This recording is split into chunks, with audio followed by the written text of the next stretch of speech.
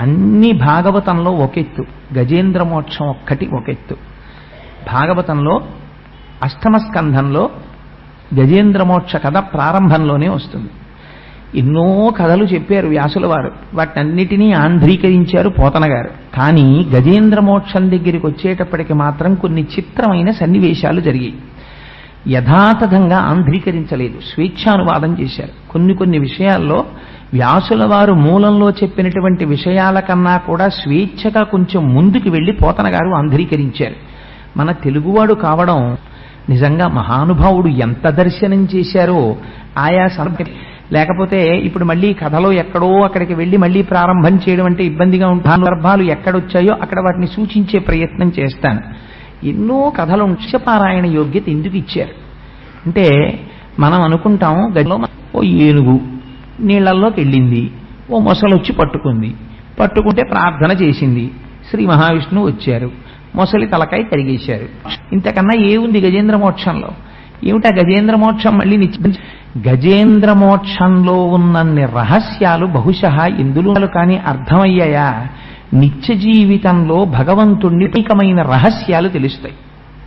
మన జీవితం ఏమిటో అందమైన క్యాన్వాస్ మీద పైకి కనపడకుండా లోపల రహస్యాలన్నింటినీ ఆవిష్కరిస్తూ మనిషి యొక్క జీవితాన్ని ఒక్కసారి తెర మీద చూపిస్తారు పోతన గారు. ఆయనకి చిత్రీకరించడంలో పోతన గారికి చెల్లింది. కానీ నేను వ్యక్తిగతంగా పోతన గారి పద్యం ఎక్కువగా ఆంధ్ర భాగవతంలోంచి చెప్పడానికే ప్రయత్నం చేస్తాను. అష్టమ అంటారు, నీరాట వనాటములకు పోరాటము ఎట్లు కలిగి. ఇది ఒక చిత్రమైన ప్రశ్న. అసలు ఆ ప్రశ్న వేయడమే. నీరాట వనాటములకు పోరాటము ఎట్లు కలిగి, నీళ్లలో ఉండేటట్టు మొసలి, భూమి మీద ఉండేటటువంటి జీవి ఏనుగు. ఈ యుద్ధం రావడానికి అవకాశం లేదు. ఎందుకనంటే భూమి మీద తిరిగేటటువంటి ప్రాణికి భూమి, మొసలికి నీటిలో ఉండే ప్రాణులతో యుద్ధం రావచ్చు. కానీ వీళ్ళు కలిగి పురుషోత్తముచే ఆరాటమిట్లు మానెను ఘోరాట విలోని భద్రమున కోసమని ఎన్నో ప్రాణులుంటాయి. ఒక చిరుతపులు ఉంటుంది, అది తరుముకుంటూ వెళ్ళి అది వేటాడి ఒక అడవి పందిని చంపేస్తుంది. సామాన్యమైన విషయం.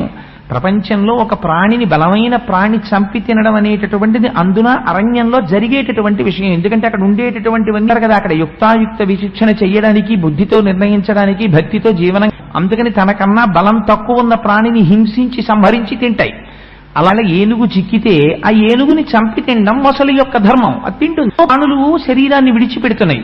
భూమి మీద మనిషి ప్రాణం విడిచిపెట్టేటప్పుడు శ్రీ మహావిష్ణువుని ప్రార్థన చేసిన వాడు ఎవడు కనపడ్డే? మరి అటువంటిది ఒక ఏనుగుని మొసలి పట్టుకుంటే ఏనుగు శ్రీ మహావిష్ణువు ఏమిటి? ప్రార్థన చేస్తే దానికి శ్రీ మహావిష్ణువు రావాలా? ఆయన రావడం ఎందుకు? లేడా ఆ మొసలి యొక్క కంఠాన్ని? లేదు. అక్కడ నుంచి ఒక్క సంకల్పం చేస్తే మొసలి మరణించదా? పోనీ అందరి భక్తుల కోసం వచ్చినట్టుగానే ఆయన కూడా గరుత్మంతుణ్ణి అధిరోహించి రాకూడదా? ఒక్క గజేంద్ర మోక్ష సన్నివేశంలో మాత్రం అసలు వెనకాతల వస్తున్నటువంటి లక్ష్మీదేవి యొక్క ఉనికిని కూడా పట్టించుకోనంతగా భక్తుడి యొక్క ఆరాటమును తీర్చడం కోసమని తనని తాను మరిచి పరిగెత్తుకు రావలసినంత ఉత్కంఠతో కూడినటువంటి సన్నివేశం ఎందువల్ల ఏర్పడింది? ఇది నీరాట వనాటములకు ఆరాటము ఎట్లు పోరాటము ఎట్లు కలిగి పురుషోత్తముచే ఆరాటమిట్లు మానెను ఘోరాటవిలోని భద్రకుంజరమునకున్. ఒక అడవిలో ఉన్న ఏనుక్కి ఈ కథ ఎలా జరిగింది నాకు వివరంగా చెప్పవలసింది అని అడిగారు. అడిగేటప్పుడు చాలా సామాన్యమైన ప్రశ్న వేస్తే జవాబు కూడా మహాత్ముల నోటి నుంచి సామాన్యంగానే వస్తుంది. అది వివరంగా తెలుసుకోవాలనేటటువంటి కుతూహలం పరిప్రశ్నతో నేను అర్హుణ్ణైతే చెప్పమని అడిగినటువంటి ఆ శ్రోత మనస్సులో ఉన్న తాపత్రయాన్ని చూసి చెప్పకుండా ఉండలేక చెప్పాడు మహానుభావుడు శుకుడు. ఆయన అన్నారు, ఆయన పూర్వకాలంలో పాలసముద్రంలో త్రికూటాచలం అనేటటువంటి ఒక బ్రహ్మాండమైన పర్వతం ఉండేది. దానికి ఆ త్రికూటాచల పర్వతం 10,000 యోజనముల పొడుగు, 10,000 యోజనముల వెడల్పు, 10,000 యోజనముల ఎత్తు. ఆ త్రికూటాచలానికి 3 శిఖరాలు ఉండేవి. ఒకటి బంగారు శిఖరము, ఒకటి వెండి శిఖరము, ఒకటి ఇనుప శిఖరము. 3 శిఖరములతో ఆ పర్వతం అలరారుతుండేది. అటువంటి పర్వతం మీద అనేకమైనటువంటి ప్రాణులు ఆ అరణ్యంలో సంచరిస్తుండేవి. ఎంత గొప్పగా వర్ణించారంటే, ఆ అడవిలోట చెట్లకి పళ్ళు తమంత తాము పండిపోయి ఉండిపోతే చిలుకలు తమ ముక్కులతో కొరికేవిట. కొరికితే ఆ పళ్ళల్లోంచి కారిపోయినటువంటి రసము ఏరులై ప్రవహిస్తూ ఉండేదిట అరణ్యంలో. లేని పుష్పం లేదు. అన్ని రకాలైనటువంటి పువ్వులు, అన్ని రకాలైనటువంటి కాయలు, అన్ని రకాల పళ్ళు, అన్ని రకాల చెట్లు. ఆశ్చర్యం ఏమిటంటే, మీకు ఎప్పుడైనా ఎక్కడైనా ఒక అరణ్యాన్ని చెప్తే ఆ అరణ్యంలో చాలా గొప్ప ప్రాణిగా చెప్పబడేటటువంటిది సింహం. కానీ గజేంద్ర మోక్షంలోకి వచ్చేటప్పటికీ వ్యాసుల వారు చేసినటువంటి చిత్రం ఏమిటంటే, సింహం గొప్పదని చెప్పలేదు. అడవికి రాజు సింహం. సింహం గొప్పదని లేదు. అక్కడ అనేకమైన ప్రాణులున్నాయి, కానీ ఏనుగులు గొప్పవయ్యా అక్కడ ఉన్న వాటిల్లో అన్నారు. ఎందుకండి ఆ అడవిలో ఉన్నటువంటి ఏనుగులకి ఎందుకంత గొప్పతనం వచ్చింది అన్నారు. అంటే తలగవు కొండలకైనను మలగవు సింగములకైన మార్కొను కడిమిన్ గలగవు పిడుగులకైనను ఇలబల సంపన్న వృత్తి ఏనుగుగున్నల్లన్నారు. ఏమిటి గొప్పతనం అంటే, అవి గలగవు పిడుగులకైనను, పిడుగులు పడిపోయినా సరే అవి చెక్కు చెదరవు. ఒకవేళ కొండలు అడ్డొస్తే బెంగ పెట్టుకోవు, తన కుంభస్థలాలతో ఆ కొండల్ని పిండి చేసేస్తాయి. అటువంటివి ఏ జంతువు కనపడ్డా సరే ఆ జంతువుల్ని బెదిరిస్తాయి. ఎంత దూరం చెప్పారంటే, గుహలలోంచి ఆ ఏనుగులు బయలుదేరి బయటికి వస్తూ ఉంటే చీకట్ల గుంపులు బయటికి వస్తున్నాయేమో సూర్యాస్తమయం అయిపోయిన తరువాత అనిపించేదిటే. భయంకరమైనటువంటి ఏనుగులు. ఆ ఏనుగులు అవి కొన్ని ఏనుగులి ఒక అధినాథుడు ఉండేవాడు.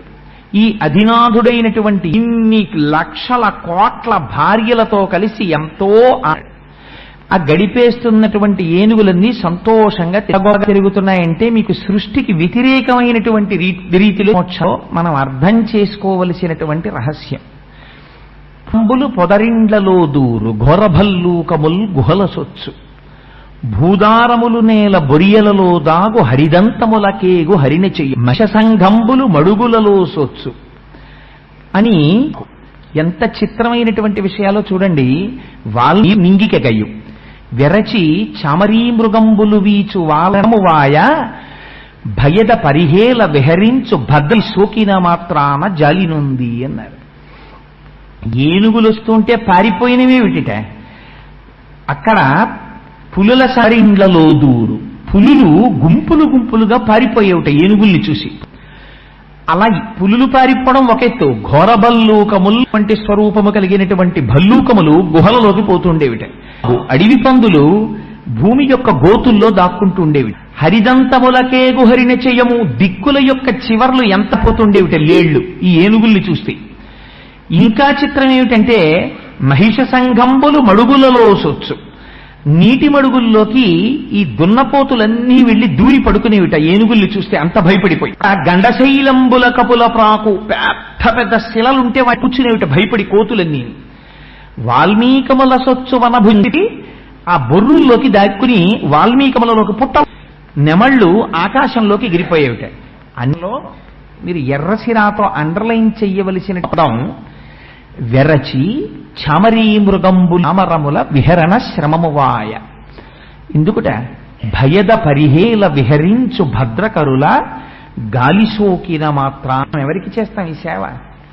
పూజంతా అయిపోయిన తర్వాత రాజోపచారం చేసేప్పుడు భగవంతుడి దగ్గరికి వెళ్ళి చామరం జయామి అని వెంట్రుకలతో చేయబడినటువంటి పరికరాన్ని చేతిలో పట్టుకుని మృగం వెంట్రుకలతో చేయబడినటువంటి చామరాన్ని వేస్తే చామరీ మృగాలు తమ తోకలతో వెళ్లి ఏనుగులకి విసిరేవిటే. ఎందుకని? సోకితే అలసట తీరుతుంది. వాటికి ఏ గాలి సోకితే ఈ గాలి విసిరేవిటే. భయద పరిహేల విహరించు భద్రకరుల, దాన్ని భయపెడుతూ తిరిగేటటువంటి ఏనుగుల యొక్క గుంపుల్ని చూసి వాటి గాలి తగిలితే చాలు, అమ్మో మీ అలసట తీరడానికి మేము మా తోకలతో విసురుతామని చామరీ మృగాలు వెళ్ళి విసిరేవిటే. అంత భయంకరమైన ఏనుగులు గుంపులయ్యా. ఒక్క మాట చెప్తాను విను. యమధర్మరాజు గారి యొక్క దూతలు భయపడి పారిపోతుండేవారు వీళ్ళని చూసి అన్నారు. అంత గొప్పగా తిరిగేవిట ఏనుగులు.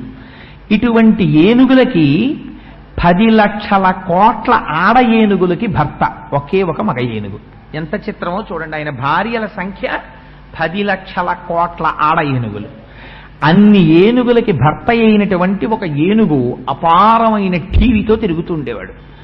ఆయన ఒకనాడు తన భార్యలతో కలిసి తిరుగుతూ ఉండగా ఏదో చెట్ల యొక్క నీడ పట్టున తిరుగుతున్నాడు, ఎంతో సంతోషంగా కాలం గడుపుతున్నాడు. కానీ అలా కాలం గడుపుతున్నటువంటి సమయంలో అనుకోకుండా ఒక ఉపద్రవం వచ్చింది. దారి తప్పాడు అన్నారు పోతన గారు. దారి ఎందుకు తప్పాడన్నారు? అపారమైన దాహం వేసింది, కానీ తాగుదామంటే నీళ్లు కనపడలేదు. ఎందుకని? ప్రతిరోజు అలవాటు ఉన్న దగ్గరికి వెళ్లి నీళ్లు తాగేటటువంటి సరోవరం ఎక్కడుందో ఆ సరోవరం దగ్గరికి వెళ్లేటటువంటి దారిని విడిచిపెట్టి ఇవాళ కొత్త దారిలోకి వెళ్ళాడు. వెళ్లడంలో అలసట కలిగింది. ఆ నీటిని వెతుక్కుంటూ నీటి మించి గాలి ఎటొస్తోందో అటువైపుకి ప్రయాణం చేశాడు. ప్రయాణం చేసి వెళ్ళాడు. వెళ్ళి ఒక గొప్ప సరోవరం ఒకటి కనపడింది. ఆ సరోవరంలోకి దిగాడు. నీరు త్రాగవలసిన వాడు ఎక్కడ నిలబడి నీరు త్రాగాలి? నాకు దాహం వేసింది అనుకోండి, ఓవర్ హెడ్ వాటర్ ట్యాంక్లో దూకనగా ఏం చేస్తాను? లేకపోతే కాకినాడలో కొళాయి చెరువులోకి వెళ్ళి దూకుతానని దాహం వేస్తే ఓ గ్లాసుడు నీళ్లు తీసుకుని తాగుతాను, అంతేగాని బిందెత్తి నోట్లో పోసుకోం కదా. దాహం వేసిన వాడు ఒడ్డున నిలద్రవం వచ్చి ఉండేది కాదు. కానీ ఆయన అలా చెయ్యలేదు. ఆ ఏనుగు ఒక పెద్ద సరోవరాన్ని చూశాడు. అదెంతటి సరోవరం అంటే మీద గండు తుమ్మెదలు వాలి అందులో ఉన్న రసాన్ని ఆఘ్రాణిస్తం చేస్తున్నాయి. తుమ్మెదల యొక్క ఝంకారం వినపడుతోంది. అందులో ఉన్నటువంటి పుప్పొడి నీళ్లలో పడింది. ఆ ఒడ్డున చూస్తే ఒడ్డున పెరిగినటువంటి సువాసన ముక్కుపుటాల్ని గుబాళింప చేస్తోంది. నీరు తాగాడు. తాగినవాడు ఏం చెయ్యాలి? గట్టెక్కి పైకొచ్చేయాలి. కానీ రాలేదు. తుండంబుల పూరించుచు గండంబుల చల్లుకొనుచు గలగల రవముల్ మెండుకొన వలద కడపుల నిండన్ వేదండ కోటి నీటిని త్రాగేన్. ఉండేటటువంటి పద్మాలనన్నింటినీ తన కాళ్ల కింద వేసి తవులు ఎండ్రకాయలు అన్ని మరణిస్తున్నాయి. ఆ నీటిని తీస్తున్నాడు, ఏనుగులన్నింటి మీద జల్లుతున్నాడు. ఆ ఏనుగులు కూడా సంతోషపడిపోతున్నాయి. చుట్టూ ఉన్న ఆడ ఏనుగులు ఏం చేస్తున్నాయో పోతన గారు చాలా చిత్ర ఏనుగులు అక్కడ ఉన్నటువంటి తామర పువ్వుల్ని తీసి ఆ మగ ఏనుగు, మిగిలిన వాళ్ళు అనుకున్నారట వీళ్ళు తామర పువ్వులలో ఉన్న పుప్పొడి తీసి మగ ఏనుగు మీద చల్లారట. ఇంకొంతమంది అనుకుని ఏం గొప్ప అని తామర పువ్వుకుండేటటువంటి నాళాలని కొన్నట్టుగా మగ ఏనుగు మీద అలంకారం చేశారట. మరికొంతమంది ఆ నదిలో ఆ సరోవరంలో ఉండేటటువంటి ముచ్చుపు చిప్పల్ని తీసి ఆ మగ ఏనుగు చుట్టూ చేరి ఇంతగా తన్ని మురిపిస్తుంటే పొంగిపోతున్నాడు. ఇది గజేంద్ర మోక్షానికి ప్రారంభం కింద. ఇదే మన జీవితంలో మనం జ్ఞాపకం పెట్టుకొని చేసిన దాని పేరు మాత్రం గజేంద్ర మోక్షం. అక్షరాల్ని కొంచెం అటు ఇటు మార్చండి. జగము. జగము అంటే జాయతే గచ్చతే ఇది జగత్. వచ్చి వెళ్ళిపోయేది ఏదుందో దాన్ని జగమని పిలుస్తారు. మనం అందరం జగములోకే వస్తాం. ఎందుకు? అంధుల క్రియన్ సంసార సంచారులు ఒత్తురు కూడి వీళ్ళొక్కో అని పోతన గారు భాగవతంలో దేవేంద్రంలోకి వెళ్ళి నీళ్లు తాగేవాడు ఎలా వస్తాడో అలా వస్తాడు. తీర్చుకుంటారు. దాహం తీర్చుకున్న తర్వాత వాడి మార్గాన వాడు వెళ్ళిపోతాడు, వీడి మార్గాన వెళ్ళిపోతాడు. అలా సంసార సంచారులు ఒత్తురు కూడి విత్తురు సదా సంగంబులేదొక్కచో సూర్యులు పోయిడి త్రోవ పోయను భేటికి అని అడుగుతాడు హిరణ్యాక్షుడు చచ్చిపోయినప్పుడు. సరే, అందుచేత మే గజేంద్ర మోక్షం. జగము గజము. గజము పాలసముద్రంలో ఉన్నాం. పాలసముద్రం ఏది? భగవంతుని యొక్క స్వరూపమే పాలసముద్రం. శుద్ధ సత్వగుణంతో కూడుకున్నటువంటి ఆత్మ చైతన్యం పాలసముద్రం ఇక్కడుంది. ఈ పాలసముద్రంలో ఏముంది? త్రికూటాచలం ఉంది. ఏది త్రికూటాచలం అంటే ఈ శరీరమే త్రికూటాచలం. దీనికి త్రికూటాచలం అని పేరెందుకు? ఇది 3 రకాలైనటువంటి పర్వతాలతో ఉంటుంది. స్థూల, సూక్ష్మ, కారణ అని 3 శరీరాలు ఉంటాయి. దీనికి 3 అవస్థలు ఉంటాయి. జాగ్రత్త, స్వప్న, సుషుప్తి. పగలంతా ఇంద్రియాలు పనిచేస్తే జాగ్రత్త. ఇంద్రియాలు పని చెయ్యకుండా మనస్సులోకి వెళ్ళిపోయి స్వప్నావస్థ మనం నిద్రపోతే స్వప్నం. ఆ మనస్సు కూడా ఆత్మలోకి వెళ్ళిపోయి తమోగుణ భూయిష్ఠులమైపోయి తమోగుణంతో ఏమీ తెలియని గాఢ నిద్రలోకి వెళ్ళిపోతే కారణ శరీరంతో ఉంటాం కాబట్టి ఆ సమయంలో 3వ అవస్థ సుషుప్తి. అందుకని ఎన్ని సంవత్సరాలు బ్రతకండి ఏమిటి? ఈ 3 ఉంటాయి. జాగ్రత్త, స్వప్న, సుషుప్తి. స్థూల, సూక్ష్మ, కారణ 3 శరీరాలతో తిరుగుతూ ఉంటాడు. అందుకని ఎక్కడుంది ఇప్పుడు త్రికూటాచలం? ఇక్కడే ఉంది. ఇదే త్రికూటాచలం. ఈ త్రికూటాచలంలో బంగారు శిఖరము, వెండి శిఖరము, ఇనుప శిఖరము 3 శిఖరాలు ఉన్నాయి. ఏమిటా 3 శిఖరాలు? సత్వము, రజస్సు, తమస్సు. ఈ 3. సత్వం అంటే సత్వము ఆవిర్భవించినటువంటి కాలంలో ప్రసన్నుడై శాంతంగా భక్తితో సంతోషంతో ఉంటాడు. రజస్సు పటమరించినటువంటి సమయంలో కోర్కెలతో వెంపర్లాడిపోతూ ఉంటాడు. తమోగుణం ఆవిర్భవించినటువంటి సమయంలో ఏ పని చెయ్యకుండా బద్ధకంగా మందబుద్ధితో నిద్రపోతూ తమోగుణంతో ఉంటాడు. ఈ 3 గుణాలు తప్ప 4వ గుణం మనకి ఎక్కడి నుంచి వస్తుంది? 4వ గుణం ఉండదు. ఎందుకని? సత్వము, రజస్సు, తమస్సు ఇవే మారుతుంటాం. కాసేపు సత్వంలో ఉంటాం, తెల్లవారుజామున నిద్ర లేవగానే కాసేపు తిరువెంబావయ్యో, తిరుప్పావయ్యో, సుప్రభాతమో, గాయత్రీ మంత్రమో, సంధ్యావందనమో, అనుష్ఠానమో ఏదో పెట్టుకుంటాం. కాసేపు రెవెన్యూ స్టాఫ్ మీద సంతకం పెట్టి వచ్చాను, ఇవాళ జీతం ఇస్తాడు, 3 గంటలు మళ్ళీ జీతం అందుకున్నావు. నెలకోసారి జీతం వచ్చింది కదా, సాయంత్రం చేసి అసుర సంధ్య వేళ శివాలయంలోకి వెళ్ళి 4 అరటిపళ్ళు ఇచ్చొద్దాం, మళ్ళీ సత్వంలోకి వచ్చాం. మళ్ళీ సత్వంలోంచి ఇంటికి వెళ్ళి ఈ జీతం అక్కడ ఇచ్చి దిక్కుమాల జీతం అన్ని కటింగులు పోను వచ్చే దీని గురించి కొట్టు రజస్సు, అలిసిపోయి పడుకుంటావు. తమస్సు. 3 శిఖరాల మీదే తిరుగుతున్నావు. తిరగడానికి ఇంకో 4వ శిఖరం లేదు. బంగారు శిఖరము, వెండి శిఖరము, ఇనుప శిఖరము, ఈ 3 శిఖరముల మీదే తిరుగుతున్నాయి. గజములు అంటే ఏమిటి? జగము మనమి. మనం తిరుగుతున్నామని వ్యాసుడనరు, మనం తిరుగుతున్నామని పోతనగారు అనరు. ఏనుగులు నడ్డు పెట్టి చెప్తుంటారు, అది విచిత్రం. అందుకే తిరగగా ఎక్కడికి చేరింది? అక్కడికి వెళ్ళి వేసింది. మనందరికీ వేస్తుంది దాహం. ఏ కామదాహం ఉంటుంది. ప్రతి వాడికి సంసారంలోకి ప్రవేశించాలి, వస్త్రంగా స్వీకరించాలి. అందుకని మనం ఏం చేస్తాం? స్త్రీని క్షేత్రముగా స్వీకరించడమే సంసారములోకి ప్రవేశించడం.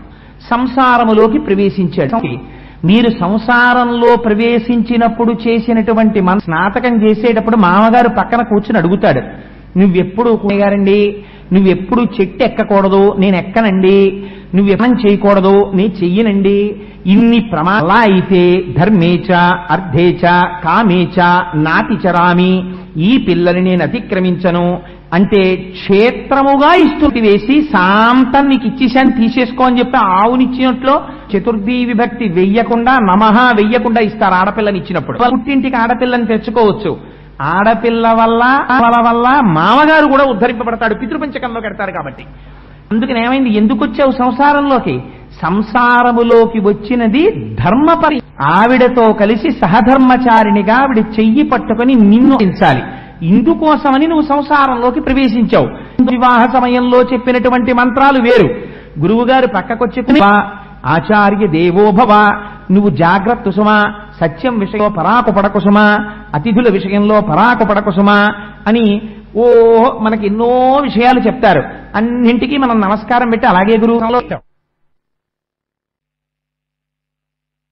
కానీ చేసే పని ఏమిటి? ఫోన్ వచ్చి మనకి ఇష్టం లేనటువంటి వాడు అతిథిగా వస్తున్నానంటే, అయ్యో మేము ఇప్పుడే బయలుదేరిపోతున్నామండి, మీరు ఏమనుకోకండి, నెక్స్ట్ టైం వచ్చినప్పుడు మా ఇంటికి రండి అంటాం. వాడు ఎలాగో రాడు, వచ్చినా మనం దొరకమని. అందుకని ఏమైంది? ఇవన్నీ ప్రమదితవ్యం, నీ బుద్ధి పరాకుపడ నీకు అని గురువు గారు చెప్తున్నారు. నీకు భార్యనిచ్చింది ఎందుకు? ధర్మపత్నితో కలిసి అతిథి అభ్యాగతుల్ని ఆదరించడానికి, ఆదరించి నిన్ను నువ్వు ఉద్ధరించుకోవడానికి. ఇది ఏనుగు దారి తప్పింది. ఎక్కడ దారి తప్పింది? భార్యలతో కలిసి ధర్మమునందు చెరించడం మానింది. మాని ఎందులోకి ప్రవేశించింది? తను ప్రవేశించిన దాహాన్ని తీర్చుకొని ధర్మమునందు నిలబడవలసినటువంటి ఏనుగు అంటే మనము దాన్ని విస్మరించి కేవలము కామోపభోగమునకు మాత్రమే సంసారము, స్వార్థమునకు మాత్రమే సంసారము. సంపాదించేది దేనికి? మా అబ్బాయికి మా అమ్మాయికి. ఇంటికి వచ్చిన వాడికి అన్నం పెట్టడానికి డబ్బు అక్కర్లేదు. తిరుమల వెళ్ళి ఆర్జిత సేవ చేయించుకోవడానికి డబ్బు ఖర్చు పెట్టకూడదు. శ్రీశైలం వెళ్ళి అభిషేకం చేయించుకోవడానికి డబ్బు ఖర్చు పెట్టకూడదు. ఎందుకంటే అవన్నీ ఇప్పుడు రిటైర్ అయిపోయిన తర్వాత చూడొచ్చు. ఎవరో రాసి ఇచ్చినట్టు పత్రం, నువ్వు ఉంటావు రిటైర్ అయిపోయే వరకు అని. ఏమో రిటైర్మెంటే అయిపోతావో, నీ పాలసీ నీ పిల్లలు పుచ్చుకుంటారో ఎవరికి తెలుసు. అందుకని నిన్ను నువ్వు ఉద్ధరించుకోవడం మానేశావు. మానేసి ఎటువైపుకి తిరిగిపోయింది సంసార మండలం. నీ వారి యందు మాత్రమే నీ దృష్టి పెట్టుకుని ఉండిపోతున్నావు. నీవారన్నవారు ఎంతవరకు? ఇది ఉన్నంత వరకు. త్రికూటాచలం ఉన్నంతసేపే వాళ్ళు. త్రికూటాచలం వెళ్ళిపోతే దీంతో వాళ్ళకి సంబంధం కూడా ఏమీ ఉండదు. వాళ్ళు కూడా నిర్దాక్షిణ్యంగా వెళ్ళిపోతారు. ఒక్కసారి ఇందులోంచి జీవుడు బయటికి వెళ్ళిపోయాడా, దీన్ని పట్టుకుని ఎంత ఏడవనివ్వండి, తనూభవులు అంటే ఈ శరీరంలోంచి వచ్చిన పిల్లలు రానివ్వండి, ఆ శరీరం ఇహ పలకదు, ఒక్క మాట మాట్లాడదు. అటువంటి వారి కోసమని, అటువంటి సంసారము కోసమని, సంసారమును ఆధారం చేసుకుని పరమాత్మని తెలుసుకోవలసిన నువ్వు పరమాత్మని విస్మరించి సంసారమునందు ఉండిపోతున్నావు. ఇది సరోవరం లోపలికి దిగి సరోవరాన్ని ఛిద్రం చేసుకుని ఏం చేసింది? ఖండకావరాన్ని చూసుకుంది. నాకు ఒంట్లో బలం ఉంది, నాకు కావలసినంత ఐశ్వర్యం ఉంది, నేను సంపాదించగలను, నేను ఒకటి మాట వినడమేమిటి, అందుకని మాట వినను.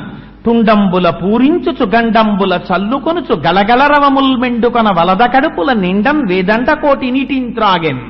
తను తినడానికే పనికొస్తాయి, తనే తింటాడు, మిగిలినవన్నీ ఫ్రిడ్జ్లో పెట్టి దాచుకుంటాడు.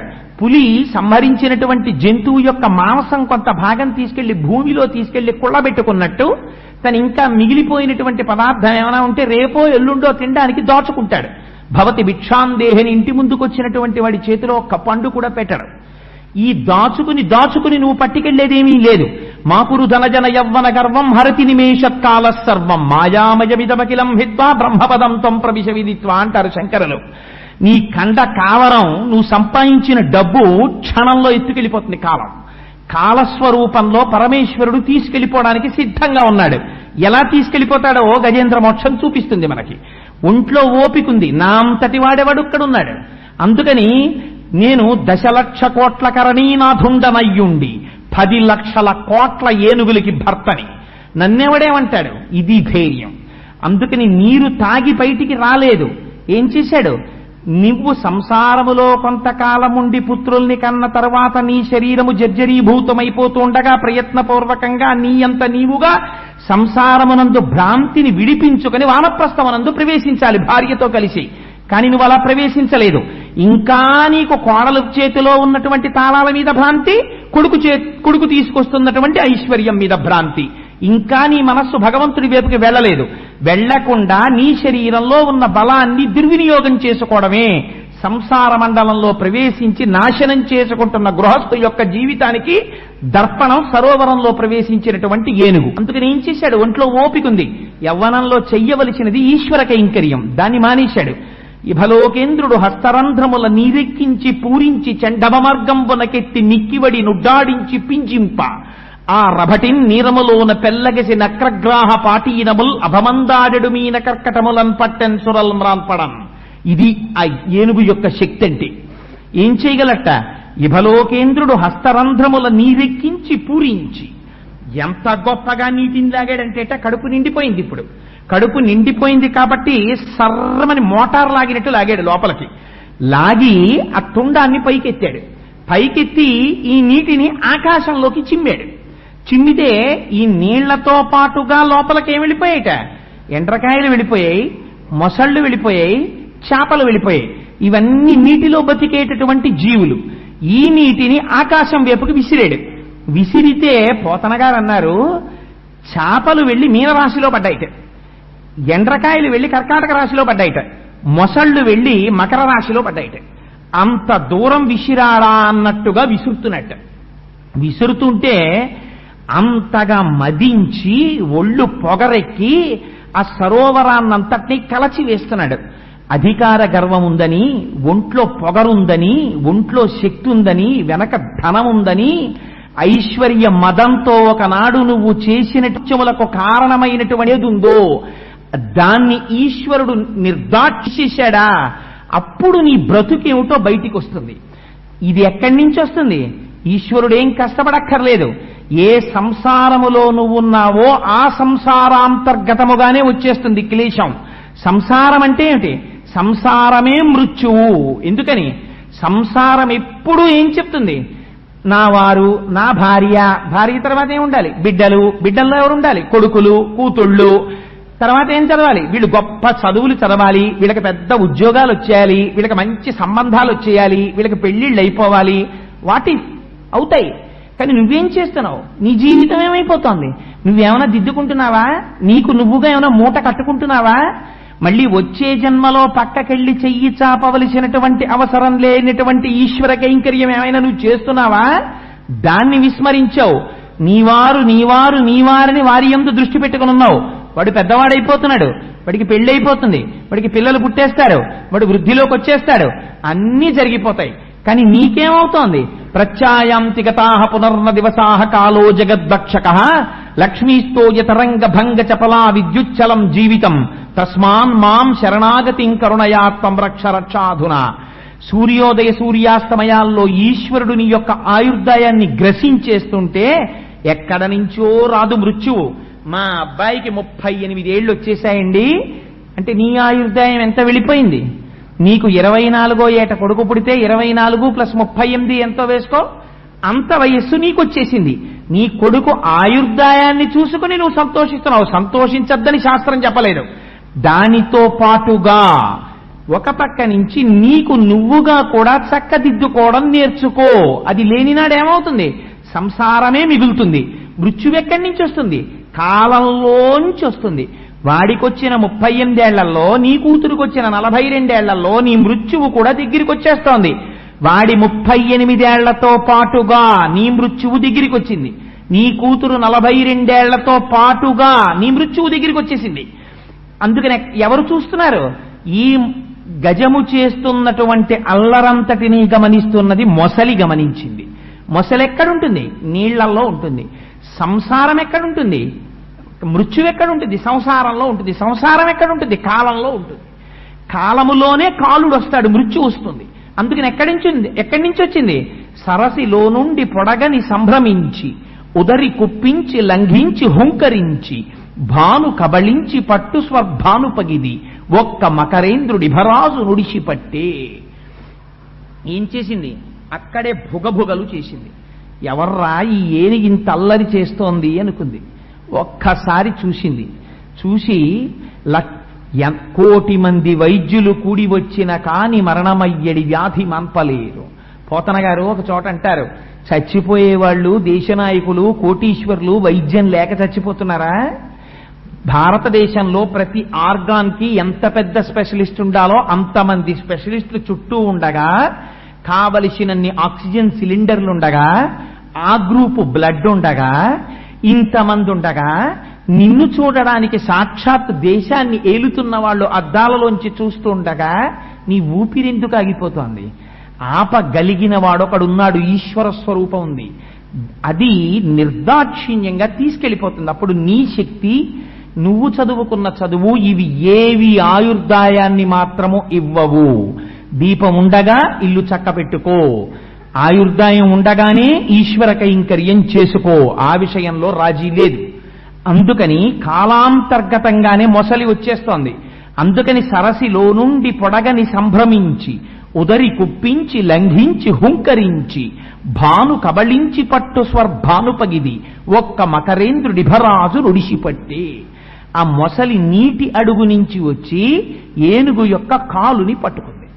పట్టుకుంటే అంత అమాయకురాల ఏనుగు, అమ్మో నా కాలు పట్టేసుకుందండి, నా పని అయిపోయిందని ఊరుకుంటుంది. అదేం ఊరుకోలేదు. పోతన గారు ఎంత గొప్ప మాట చెప్పారంటే, పిడుగు పడితే ఎలా ఉంటుందో అలాంటి దెబ్బ తన తొండంతో కొట్టింది ఆ మొసలనన్నారు. కొట్టి తనకుండేటటువంటి దంతాలతో ఆ మొసలి యొక్క పొరలలోకి గుచ్చింది. గుచ్చితే మొసలి విలవిలలాడిపోయి ఆ పట్టు వదిలిపెట్టింది. వదిలిపెట్టగానే ఏనుగుకున్న ఒకే ఒక ప్రయోజనం మొసలిని చంపుట కాదు. గజేంద్ర మోక్షంలో మీరు చూడవలసిన రహస్యం అది.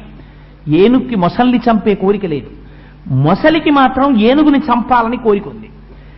ఏనుక్కున్న ఒకే ఒక కోరిక గట్టెక్కేయడమే. నేను ఈ మాట అన్నానని మీరు మరోలా అనుకోకండి.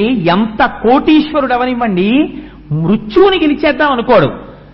ఒక భయంకరమైన స్ట్రోక్ వచ్చింది అనేటప్పటికీ ఒక అంబులెన్స్ తెప్పించుకొని ఒక కార్పొరేట్ హాస్పిటల్కి వెడతాడు. అప్పటికి ఏమిటి కోరిక? అప్పుడు శ్రీశైలం గుర్తొస్తుంది, తిరుపతి గుర్తొస్తుంది. అంతకుముందు సెల్ ఫోను, తన స్నేహితులు తప్ప ఇంకేమీ జ్ఞాపకం రాని వాడికి 33 కోట్ల మంది దేవతలు జ్ఞాపకానికి వస్తారు. జ్ఞాపకానికి వచ్చి ఇక్కడ డిశ్చార్జ్ అయిపోయి ఇంటికి వెళ్ళిపోతే చాలండి అంటాడు. ఇంటికి వెళ్ళిపోతే చాలు, అంతేకాని నేను మృత్యువుని గెలిచేయాలండి, మీరు నాకు ఎలా వైద్యం చేస్తారంటే ఇంకా మళ్ళీ నేను జీవితంలో హాస్పిటల్కి రాకూడదు డాక్టర్ గారు అని ఎవడండో. డాక్టర్ గారు నేను ఇంటికి వెళ్ళిపోతానా అండి, నేను పచ్చని తినచ్చా అండి అని అడుగుతాడు. అందుకని ఏనుకే కోరిక, మొసల్ని చంపాలని కోరిక లేదు, గట్టి ఎక్కేస్తే చాలు. మొసలికేం కోరిక? ఇది గట్టి ఎక్కకూడదు. అందుకే భాగవతంలో ఒక మాట చెప్తారు, ఎవరొస్తారు మొట్టమొదట అంటే ప్రజ్వరుడు వస్తాడయా అన్నారు. ప్రజ్వరుడు వచ్చి ఏం చేస్తాడన్నారు? కోట శిథిలం చేస్తాడన్నారు. ఇవన్నీ రహస్య సంకేతాలు. ప్రజ్వరుడు అంటే ఎవరు? జ్వరం. జ్వరం అంటే వ్యాధి. అది వచ్చి ఏం చేస్తుంది? సంధిబంధాలని బదలగొట్టేస్తుంది ముందు. శుభ్రంగా ఎక్కడికక్కడ దేనికి ముఖ్యమైనటువంటి అవయవాలు లోపలున్నాయో వాటినన్నిటినీ ఛిద్రం చేయడం మొదలు పెడుతుంది. దాన్ని మనమే అంత అమాయకులం ఏంటి? పిడుగుపోటులా ఏనుగు కొట్టింది. మనం అంబులెన్స్ ఎక్కి ఇంటెన్సివ్ కేర్ యూనిట్కి వెడతాం, స్పెషలిస్టులకి కన్సల్ట్ చేస్తాం, వాళ్ళని మనం తెచ్చుకుంటాం. అదే దంతాలు పెట్టి అది పొడిచింది. పొడిస్తే మన తాపత్రయం ఏమిటి? తొందరగా చాలా బాగుందండి, ఎయిర్ కండిషను, బెడ్, ఇంతమంది నర్సులు, హాయిగా ఏ గొడవ లేదు, ఇక్కడే ఉందాం 3 నెలలని ఎవడంటాడా? ఎవడండు? తొందరగా ఇంటికి వెళ్ళిపోదాం అంటాడు. అందుకని ఏనుగు పరిస్థితి ఏమిటి? గట్టి ఎక్కేయాలి. మొసలి పరిస్థితి ఏమిటి? అది ఇంటికి వెళ్ళకూడదు, ఇక్కడి నుంచి అది వెళ్ళిపోవలసిన ప్లేస్ ఇంకోటి ఉంది, అక్కడికి పంపించాలి. ఇది మొసలి యొక్క లక్షణం. మొసలికి బలం ఏమిటి? నీరు బలం. అంటే ఏమిటి బలం? సంసారమే బలం, కాలమే బలం. ఆ టైం వచ్చే వరకు, అందుకే నింద లేకుండా బొందిపోదన్నారు పెద్దవాళ్ళు. ఏ టైం వచ్చే వరకు? ఇంకా ఊపిరి తీయలేనంత ఓపిక లేని విధంగా ఛిద్రం చేసే వరకు లోపల సంధిబంధాల్ని తెగ్గొడుతూనే ఉంటుంది వ్యాధి, మృత్యు. ఆఖరణ ఇంకా నువ్వు లొంగిపోవాలి, కానీ అది నీకు లొంగదు. అందుకని గట్టి ఎక్కుతుందా? ఎక్కలేదు. కొట్టింది, పట్టు విడవగానే గట్టి ఎక్కేద్దామని ప్రయత్నం చేసింది. కానీ మొసలేం చేసింది? వెంటనే ఓపిక తెచ్చుకుని గభాలన వెళ్ళి ఆ ఏనుగు యొక్క తోక కొరికేసింది. తోక కొరికేసరికి ఆ బాధతోటి వెనక్కి తిరిగింది ఏనుగు. వెనక్కి తిరగగానే ఆ 4 కాళ్ల మధ్యలో దూరి కడుపు కురికింది, బయటికి వచ్చి ఎగిరి వీపు కురికింది అన్నారు. ఎంత గొప్ప మాటలు చెప్పారండి పోతన గారు. నాన్న, ముందు ఏది కొరుకుతాయో తెలుసా? కడుపు కొరుకుతాయి. అప్పటి వరకు మామిడికాయ పప్పు తిన్నావు, చింతకాయ పచ్చడి తిన్నావు, ములక్కాయ పులుసు తిన్నావు. నాన్న, ఇంకా ఈ పదార్థాలు ఏం తినకు, ఉప్పు కారం లేకుండా చప్పిడి చేసుకుని మజ్జిగ అన్నం తిను అని డాక్టర్ గారు చెప్తారు. ఏది కొరికింది ముందు? కడుపు కొరికింది. ఆ తర్వాత ఏం చెప్తారు? ఇన్నాళ్ళు ఓపిక ఉన్నప్పుడు ఒక మహాత్ముడి దగ్గర ఇలా వంగడం నీకు చేత కాలేదు. ఇప్పుడు డాక్టర్ గారే చెప్తారు, మీరు గభాలను వంగి లేవకండి, మెట్లు ఎక్కకండి, స్పీడ్గా నడవకండి. ఇప్పుడు ఏమైంది? వీపు కొరికింది. ఇప్పుడు నీకు ఎదురుగుండా ఒక మహాత్ముడు వచ్చినా వంగి అదృష్టం నీకు లేదు. అందుకని ఏమైంది? మాకురు ధనజన యవ్వన గర్వం హరతి నిమేష కాల సర్వం మాయామయమిదమకిలం హిత్వా బ్రహ్మపదం త్వం ప్రవిశ విదిత్వా. తీసుకెళ్ళిపోతోంది మృత్యువు. ఒక్కొక్కటి నీ సమయంలో నువ్వు చెయ్యవలసినవి చెయ్యనివి ఏమున్నాయో వాటిని కాలము తీసుకెళ్ళిపోతోంది. అందుకని కడుపు కొరికింది, వీపు కొరికింది, వెనక కాలు పట్టుకుంది. పట్టుకుంటే ఇప్పుడు వెనక కాలు దగ్గర ఉన్నదాన్ని తొండంతో ఎలా కొడుతుంది? తన దంతాలతో ఎలా పొడుస్తుంది? అందుకని ఇప్పుడు ఎలాగో అలా ముందు ఆ మొసలున్న వైపుకి తాను తిరగాలి. ఎంతమంది డాక్టర్ల దగ్గరికి వెళ్ళినా డయాగ్నోసిస్ దొరకదు. ఏమిటో అన్నీ బాగుంటాయంటాడు, 36 మందులు రాస్తాడు, వెగట ఎక్కువైపోతూ ఉంటుంది, అన్నం చేయించదు. వ్యాధి ఏమిటో తెలియదు, ఎవరి దగ్గరికి వెళ్ళినా బాగానే ఉందంటారు, ఖచ్చితమైన డయాగ్నోసిస్ దొరకదు. ఇదే కదా తొండానికి దొరకపోవడం అంటేను. కానీ కొరికేస్తూనే ఉంటుంది, రక్తం అంతా కారిపోతూనే ఉంటుంది, రోజు రోజుకి నీరస పడిపోతూనే ఉంటాడు, ముఖం వెలవెలపోతూనే ఉంటుంది. ఎంత అందంగా మాట్లాడారండి నిజంగా పోతన గారు, ఎంత అందంగా మాట్లాడారు వ్యాసుల వారు. మన బతుకు కట్టెదుట చూపించారు, అంగీకరించినా అంగీకరించకపోయినా. అందుకే పెద్దలు ఒక్క మాట చెప్పారు, పూజ చేస్తే డబ్బులిమ్మని, ప్రమోషన్లు ఇమ్మని ఎవడూ పూజలు చేయలేరు పూర్వం. ఎందుకు చేశారో తెలుసా అండి? మొట్టమొదట ఏదడిగారంటే అనాయాసేన మరణం. తండ్రి, ఇంటెన్సివ్ కేర్ యూనిట్లో భయంకరంగా 6 మధ్యలో ఇలా పడుకుని ఒంటి నిండా సూదులెట్టుకుని పక్కన సీసాలెట్టుకుని వెళ్ళిపోకుండా ఉంటే చాలు, నేను ప్రశాంతంగా నీ నామం చెప్పుకుంటూ వెళ్ళిపోయే అదృష్టాన్ని నాకి. అందుకని ఏదడిగారు? అనాయాసేన మరణం వినా దైన్యేన జీవితం. డబ్బిమ్మని ఎవ్వడూ అడగలేదు. ఒకడి దగ్గర చెయ్యి చాపి బతకవలసిన అవసరం లేకుండా, నాకు అన్నానికి వస్త్రానికి లోటు లేకుండా నా జీవితం వెళ్ళిపోయేటట్టు చూడని అడిగారు అంతే. అందుచేత ఏమైంది? ఆ ఏనుగు మొసలితో యుద్ధం చేస్తోంది, మొసలి ఏనుగుని కొరుకుతోంది, లోపలికి లాగుతోంది. ఇలా ఎన్నాళ్ళు చేసింది యుద్ధం అని అడిగారు. మరి చెప్పాలి కదా, ఎన్నాళ్ళు అంటే జనవరి 31న ప్రారంభమైంది, ఫిబ్రవరి 6 వరకు హాస్పిటల్లో ఉన్నాడు, ఏదో ఉండాలి కదా, date of admission, date of discharge ఏవో ఉంటాయి కదా. అందుకని అది ఏమిటి అసలు కేస్ షీటు చెప్పమన్నారు. అంటే ఇలా యుద్ధం ఎన్నాళ్ళు జరిగిందో చెప్తాం వినండి అన్నారు. అలయక సొలయక వేసట నొందక కరిమకరితోడ ఉద్దండత రాత్రులు సంధ్యలు దివసంబులు పోరెన్ 1000 సంవత్సరముల్. 1000 ఏళ్ళు పోరాటం చేసిందన్నారు. 1000 అంటే ఏమిటి? వ్యాసుల వారు సంస్కృతంలో సహస్రం అన్నారు. సహస్రం అంటే అనంతము. ఎవడికి తెలుసు నువ్వు ఏ టైంలో హాస్పిటల్లో జాయిన్ అవుతావో? ఇంట్లో కూతురి పెళ్లికి ముహూర్తాలుంటాయి, కొడుకు పెళ్లికి ముహూర్తాలుంటాయి, నువ్వు పెళ్లి సంబంధానికి వెళ్ళడానికి ముహూర్తాలుంటాయి, జాయినింగ్ రిపోర్ట్ ఇవ్వడానికి ఆఫీస్కి ముహూర్తాలుంటాయి. ఇవాళ నక్షత్రం మంచిది కాదండి అని హార్ట్ అటాక్ వస్తే హాస్పిటల్కి రానన్న దుర్మార్గుడు ఎవరైనా ఉంటాడు ఏమిటి ప్రపంచంలో? అది ఏ నక్షత్రమైనా వెళ్ళిపోవలసిందే ఇంటెన్సివ్ కేర్ యూనిట్కి. అందుకని ఎప్పుడు చచ్చిపోయావు, ఎప్పుడు మొదలెట్టావు పోరాటం అంటే పోతన గారు అన్నారు, కరి మకరి తోడ ఉద్దండత అలయక సొలయక వేసట నొలయక. ఇప్పుడేమిట్రా ఈ అలవాటు? ఎప్పటి నుంచో ఉంది. ఈ విషయంలో అలసట ఏం లేదు, సొలయక బాధేం లేదు, వేసట నొందక అక్కడ మాత్రం ఎన్నాళ్ళైనా ఉంటాడు. ఈశ్వరుడి గుళ్ళో అరగంట కూర్చోమనండి వాడికి టైం ఉండదు. సెల్ ఫోన్ మోగుతుంది, ఇలా గడియారం 50 మాటలు చూసుకుంటాడు అష్టోత్తరం అయ్యే లోపల. హాస్పిటల్లో ఇంకో 15 రోజులు ఉండకపోతే ప్రమాదం అనివ్వండి, 20 రోజులు ఉంటాను డాక్టర్ గారంటే. అందుకని అలయక సొలయక వేసట నొలయక కరి మకరితోడ బుద్ధంటత రాత్రులు సంధ్యలు దివసంబులు. ఏమో ఎన్నాళ్ళు యుద్ధం చేశావో ఇన్ని జన్మల్లో, రాత్రులన్నీ ఉన్నావో, సంధ్యలన్నీ ఉన్నావో, దినాలన్నీ ఉన్నావో, ఎన్ని రోజులున్నావో, ఏ టైంలో వెళ్ళిపోయావో, ఇన్ని కోట్ల జన్మలైపోయాయో ఇప్పటికీ. అందుకని ఉద్దండత రాత్రులు సంధ్యలు దివసంబులు పోరెనొక్క 1000 సంవత్సరములు. 1000 ఏళ్ల నుంచి ఇలా యుద్ధం చేస్తూనే ఉందాయా ఏనుగు అన్నారు. అయితే మరి ఇలా యుద్ధం చేస్తే ఏమైందండి? చివరికి ఏమైందంటే, ఇంకా నీకు ఒక గొప్ప సన్నివేశం చెప్తాను, ఏనుగు సంగతి చెప్పను. ఇది పోతన గారి సంకేత భాష అంటే, వ్యాసుల వారి సంకేత భాష అంటే అర్థం చేసుకోవాలి. ఏనుగు ఎలా ఉందో నేను చెప్పను, కానీ మిగిలిన విషయాలు చెప్తాను, నువ్వు అర్థం చేసుకో. మకరితోడపోరు మాతంగ విభుని ఒక్కరినిడించిపోవ కాళ్ళు రాక కోరి చూచుచుండే కుంజరీయూథంబు మగలు తగులు కారె మగువలకును. ఆయన్ని హాస్పిటల్లో చేర్చినప్పుడు హాస్పిటల్ ముందంతా కార్లే. ఆ తర్వాత ఆయన 3 నెలలు హాస్పిటల్లో ఉన్నారు. 3 నెలల తర్వాత ఎవరున్నారు? తప్పదు కాబట్టి భార్య ఒక్కతే క్యారేజీ అక్కడ తెప్పించుకు తింటోంది, ఆవిడ ఒక్కతే ఉంది. ఇదే పోతన గారు చెప్పారు. మకరితోడపోరు మాతంగ విభుని, మొసలితో పోరాటం చేస్తున్న ఏనుగుని ఒక్కరిని దించిపోవ కాళ్ళు రాక. ఒక్కడిని వదిలేసి వెళ్ళలేక ఎవరున్నారు గట్టు మీద? ఒక్కరిని డించిపోవ కాళ్ళు రాక కోరి చూచుచుండే కుంజరీయూథంబు. ఏం చేస్తున్నారు వాళ్ళు? ఏం ఆయుర్దాయాన్ని ఇవ్వరు, కోరి చూచుచుండే. వాళ్ళు దిగి యుద్ధం చేస్తారనుకుంటున్నారేమో, వాళ్ళు ఏం చేయరు. వాళ్ళు ఏం చేస్తారు? అద్దంలోంచి లోపలికి చూస్తూ ఉంటారు. లోపలికి వెళ్ళకూడదు, ఎప్పుడు పడితే అప్పుడైనా విజిటింగ్ అవర్స్ ఉంటాయి. అందుకని అద్దంలోంచే ఇలా చూస్తూ ఉంటారు. కోరి చూచుచుండే కుంజరీయూథంబు. మరి మిగిలిన వాళ్ళందరూ ఏరండి? అంత ఏనుగు కదా, దానికి బోల్డంత పరివారం ఉండాలి, బోలెడంత సైన్యం ఉండాలి, వాళ్ళందరూ చుట్టూ వచ్చారు కదా. అప్పుడు వాళ్ళందరూ ఏరి? అంతగా ఏమైనా అయితే టెలిగ్రామ్ ఇమ్మని వెళ్ళిపోయారు వాళ్ళు. ఎందుకు వెళ్ళిపోతారు? ఎన్నాళ్ళు లీవ్ వేస్ట్ చేసుకుంటారు వాళ్ళు. అంత లీవ్ వేస్ట్ చేసుకుంటే రేపు పొద్దున వాడి పర్సనల్ రికార్డు పాడైపోయి ట్రాన్స్ఫర్ చేసేస్తారు. అందుకని వాడు ఏం చెప్తాడంటే, చచ్చిపోయాక నాకు టెలిగ్రామ్ ఇమ్మని చెప్పడు, గౌరవంగా మాట్లాడతాడు.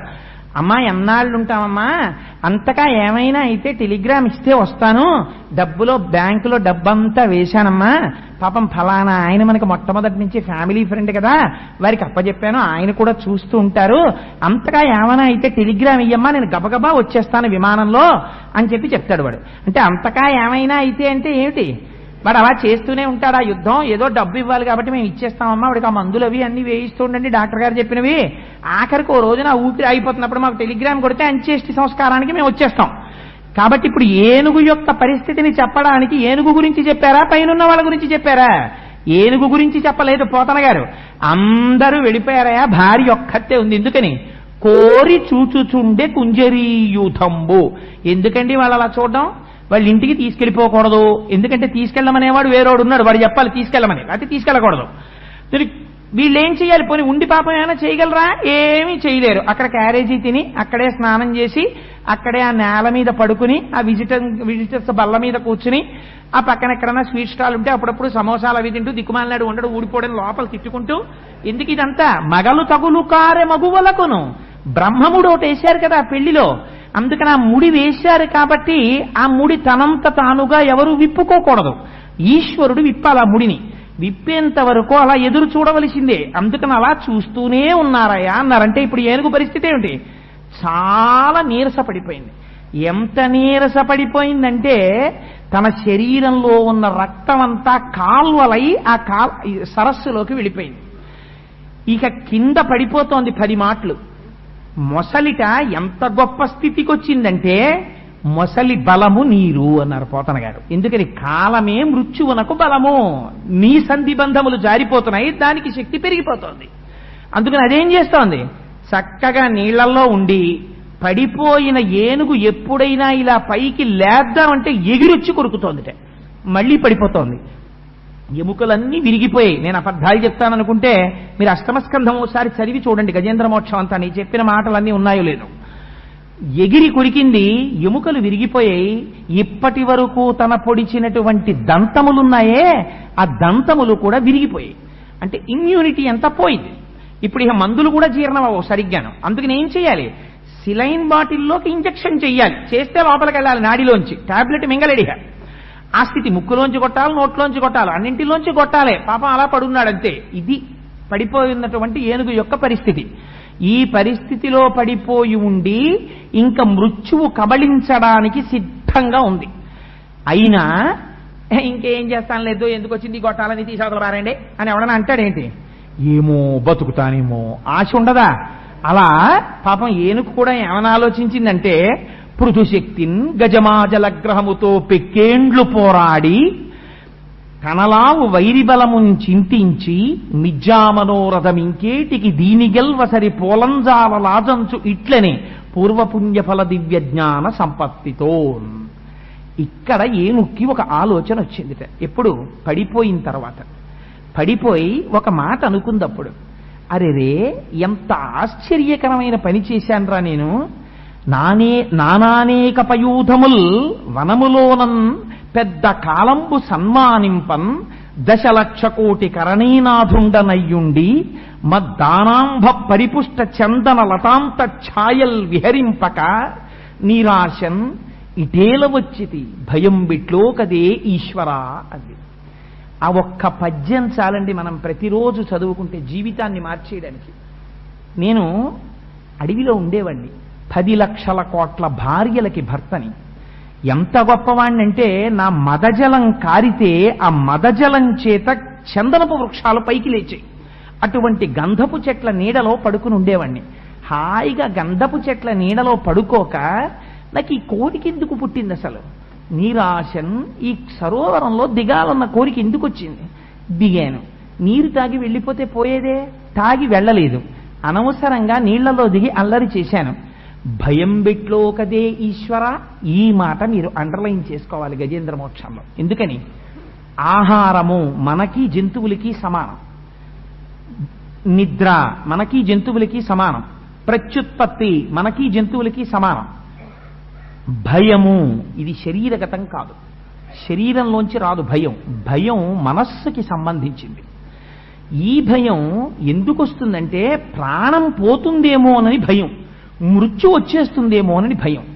ఇప్పుడు ఆలోచన ఒకటి కొత్తదొచ్చింది ఏనుక్కి. ఏమని, పృథుశక్తిన్ గజమాజలగ్రహముతో పెక్కేండ్లు పోరాడి సంశిథిలంబై తనలావు వైరిబలమున్ చింతించి మిథ్యామనోరథం వింకేటికి దీనిగల్వసరి పోరంచాల రాదంచు ఇట్లనే పూర్వపుణ్యఫల దివ్య జ్ఞాన సంపత్తితో. నేను భూమి మీద తిరిగే ప్రాణిని, మొసలో నీటిలో తిరిగే ప్రాణి.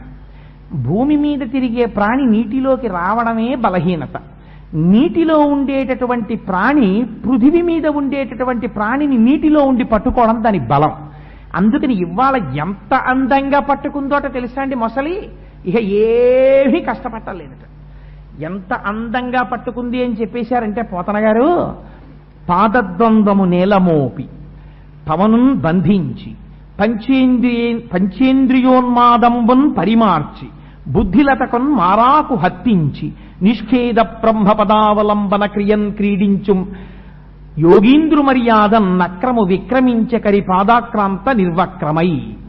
మహాయోగి అయినటువంటి వాడు తన ప్రాణవాయువుని నిలబెట్టి ఊపిరి నిబద్ధించి ఒక్కసారి మనస్సులో ఈశ్వర దర్శనం చేస్తూ భగవంతుడి పాదాలు పట్టుకుని ఆనందం పొందుతూ ఎలా ఉండిపోతాడో అలా ఇవాళ ఏమీ పెద్ద కష్టపడకుండా ఊపిరి బిగపట్టి నేల మీద కాళ్ళు గట్టిగా మోపి ఏనుగు పాదాన్ని పట్టుకుని మొసలుండిపోయింది.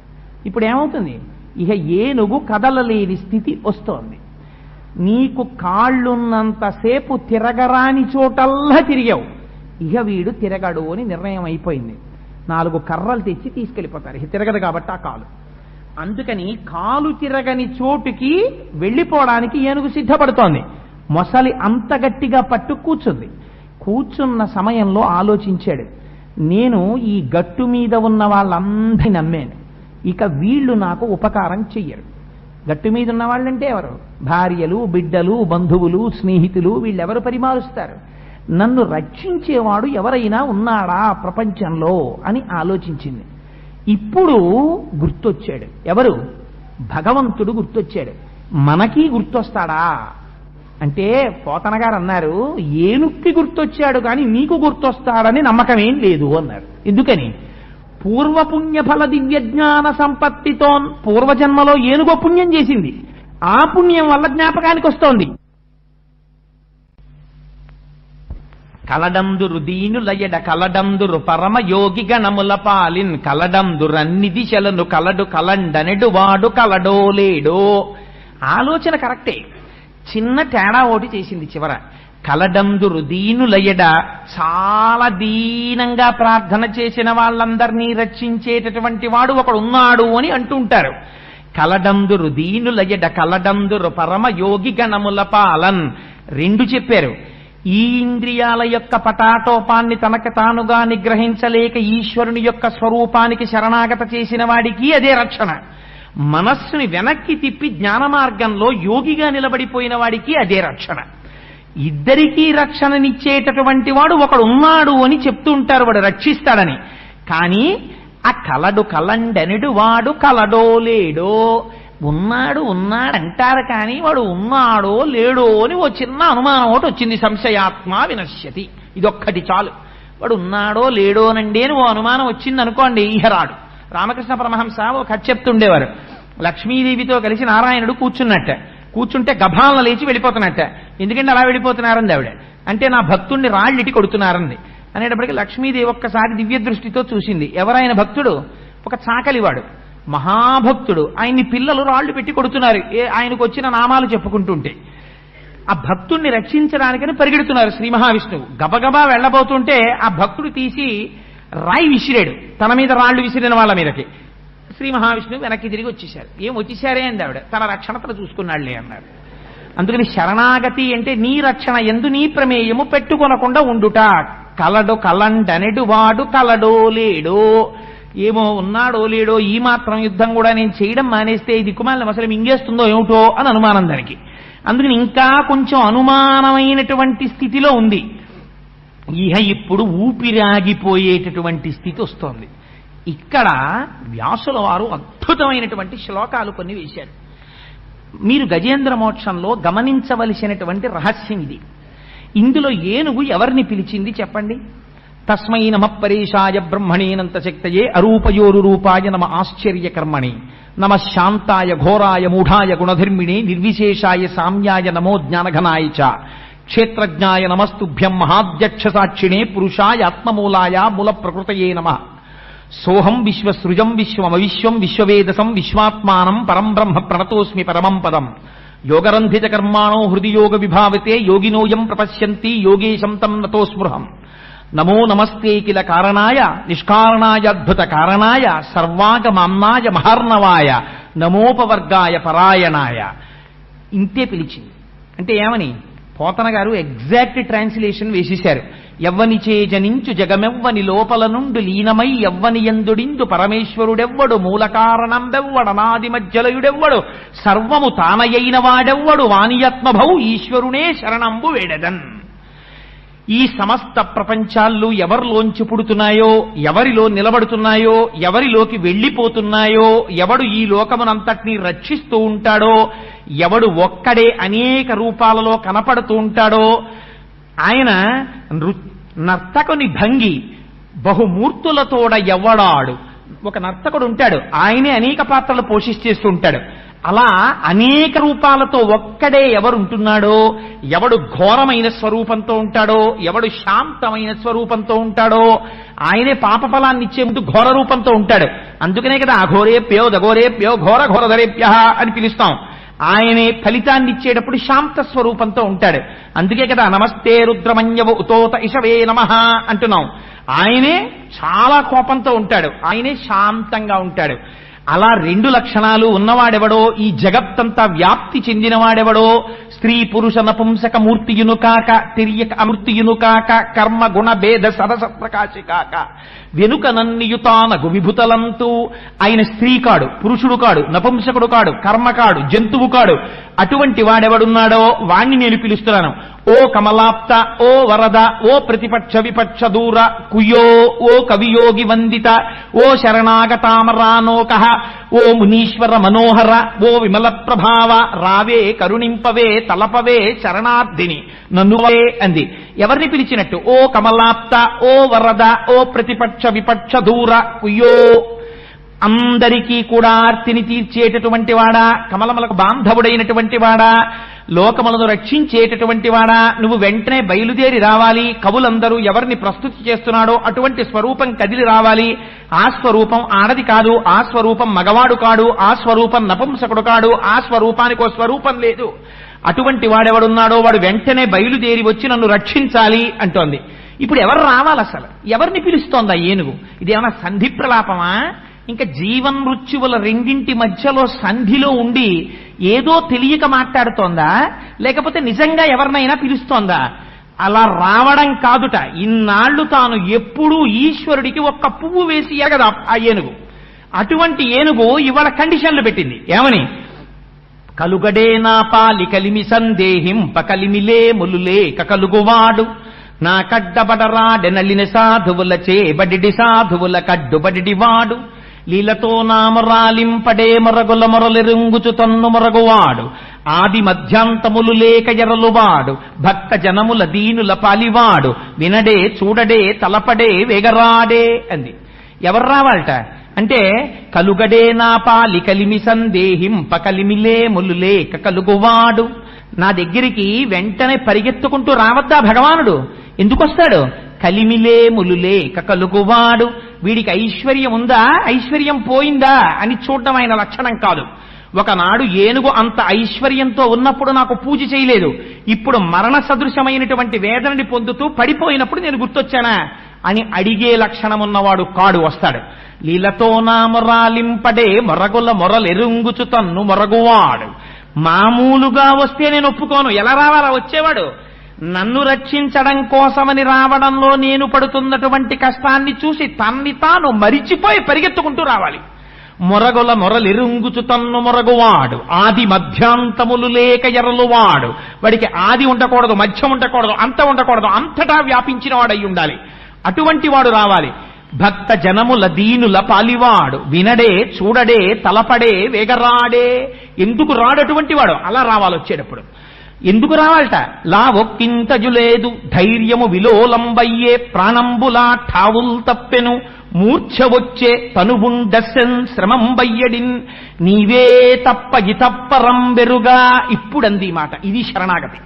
నీవే తప్ప ఇతప్పరం బెరుగ మన్నింపందగున్ దీనునిన్, రావే ఈశ్వరత్మక. లావొక్కింతయులేదు, ఏమి బలం లేదు నాకిప్పుడు.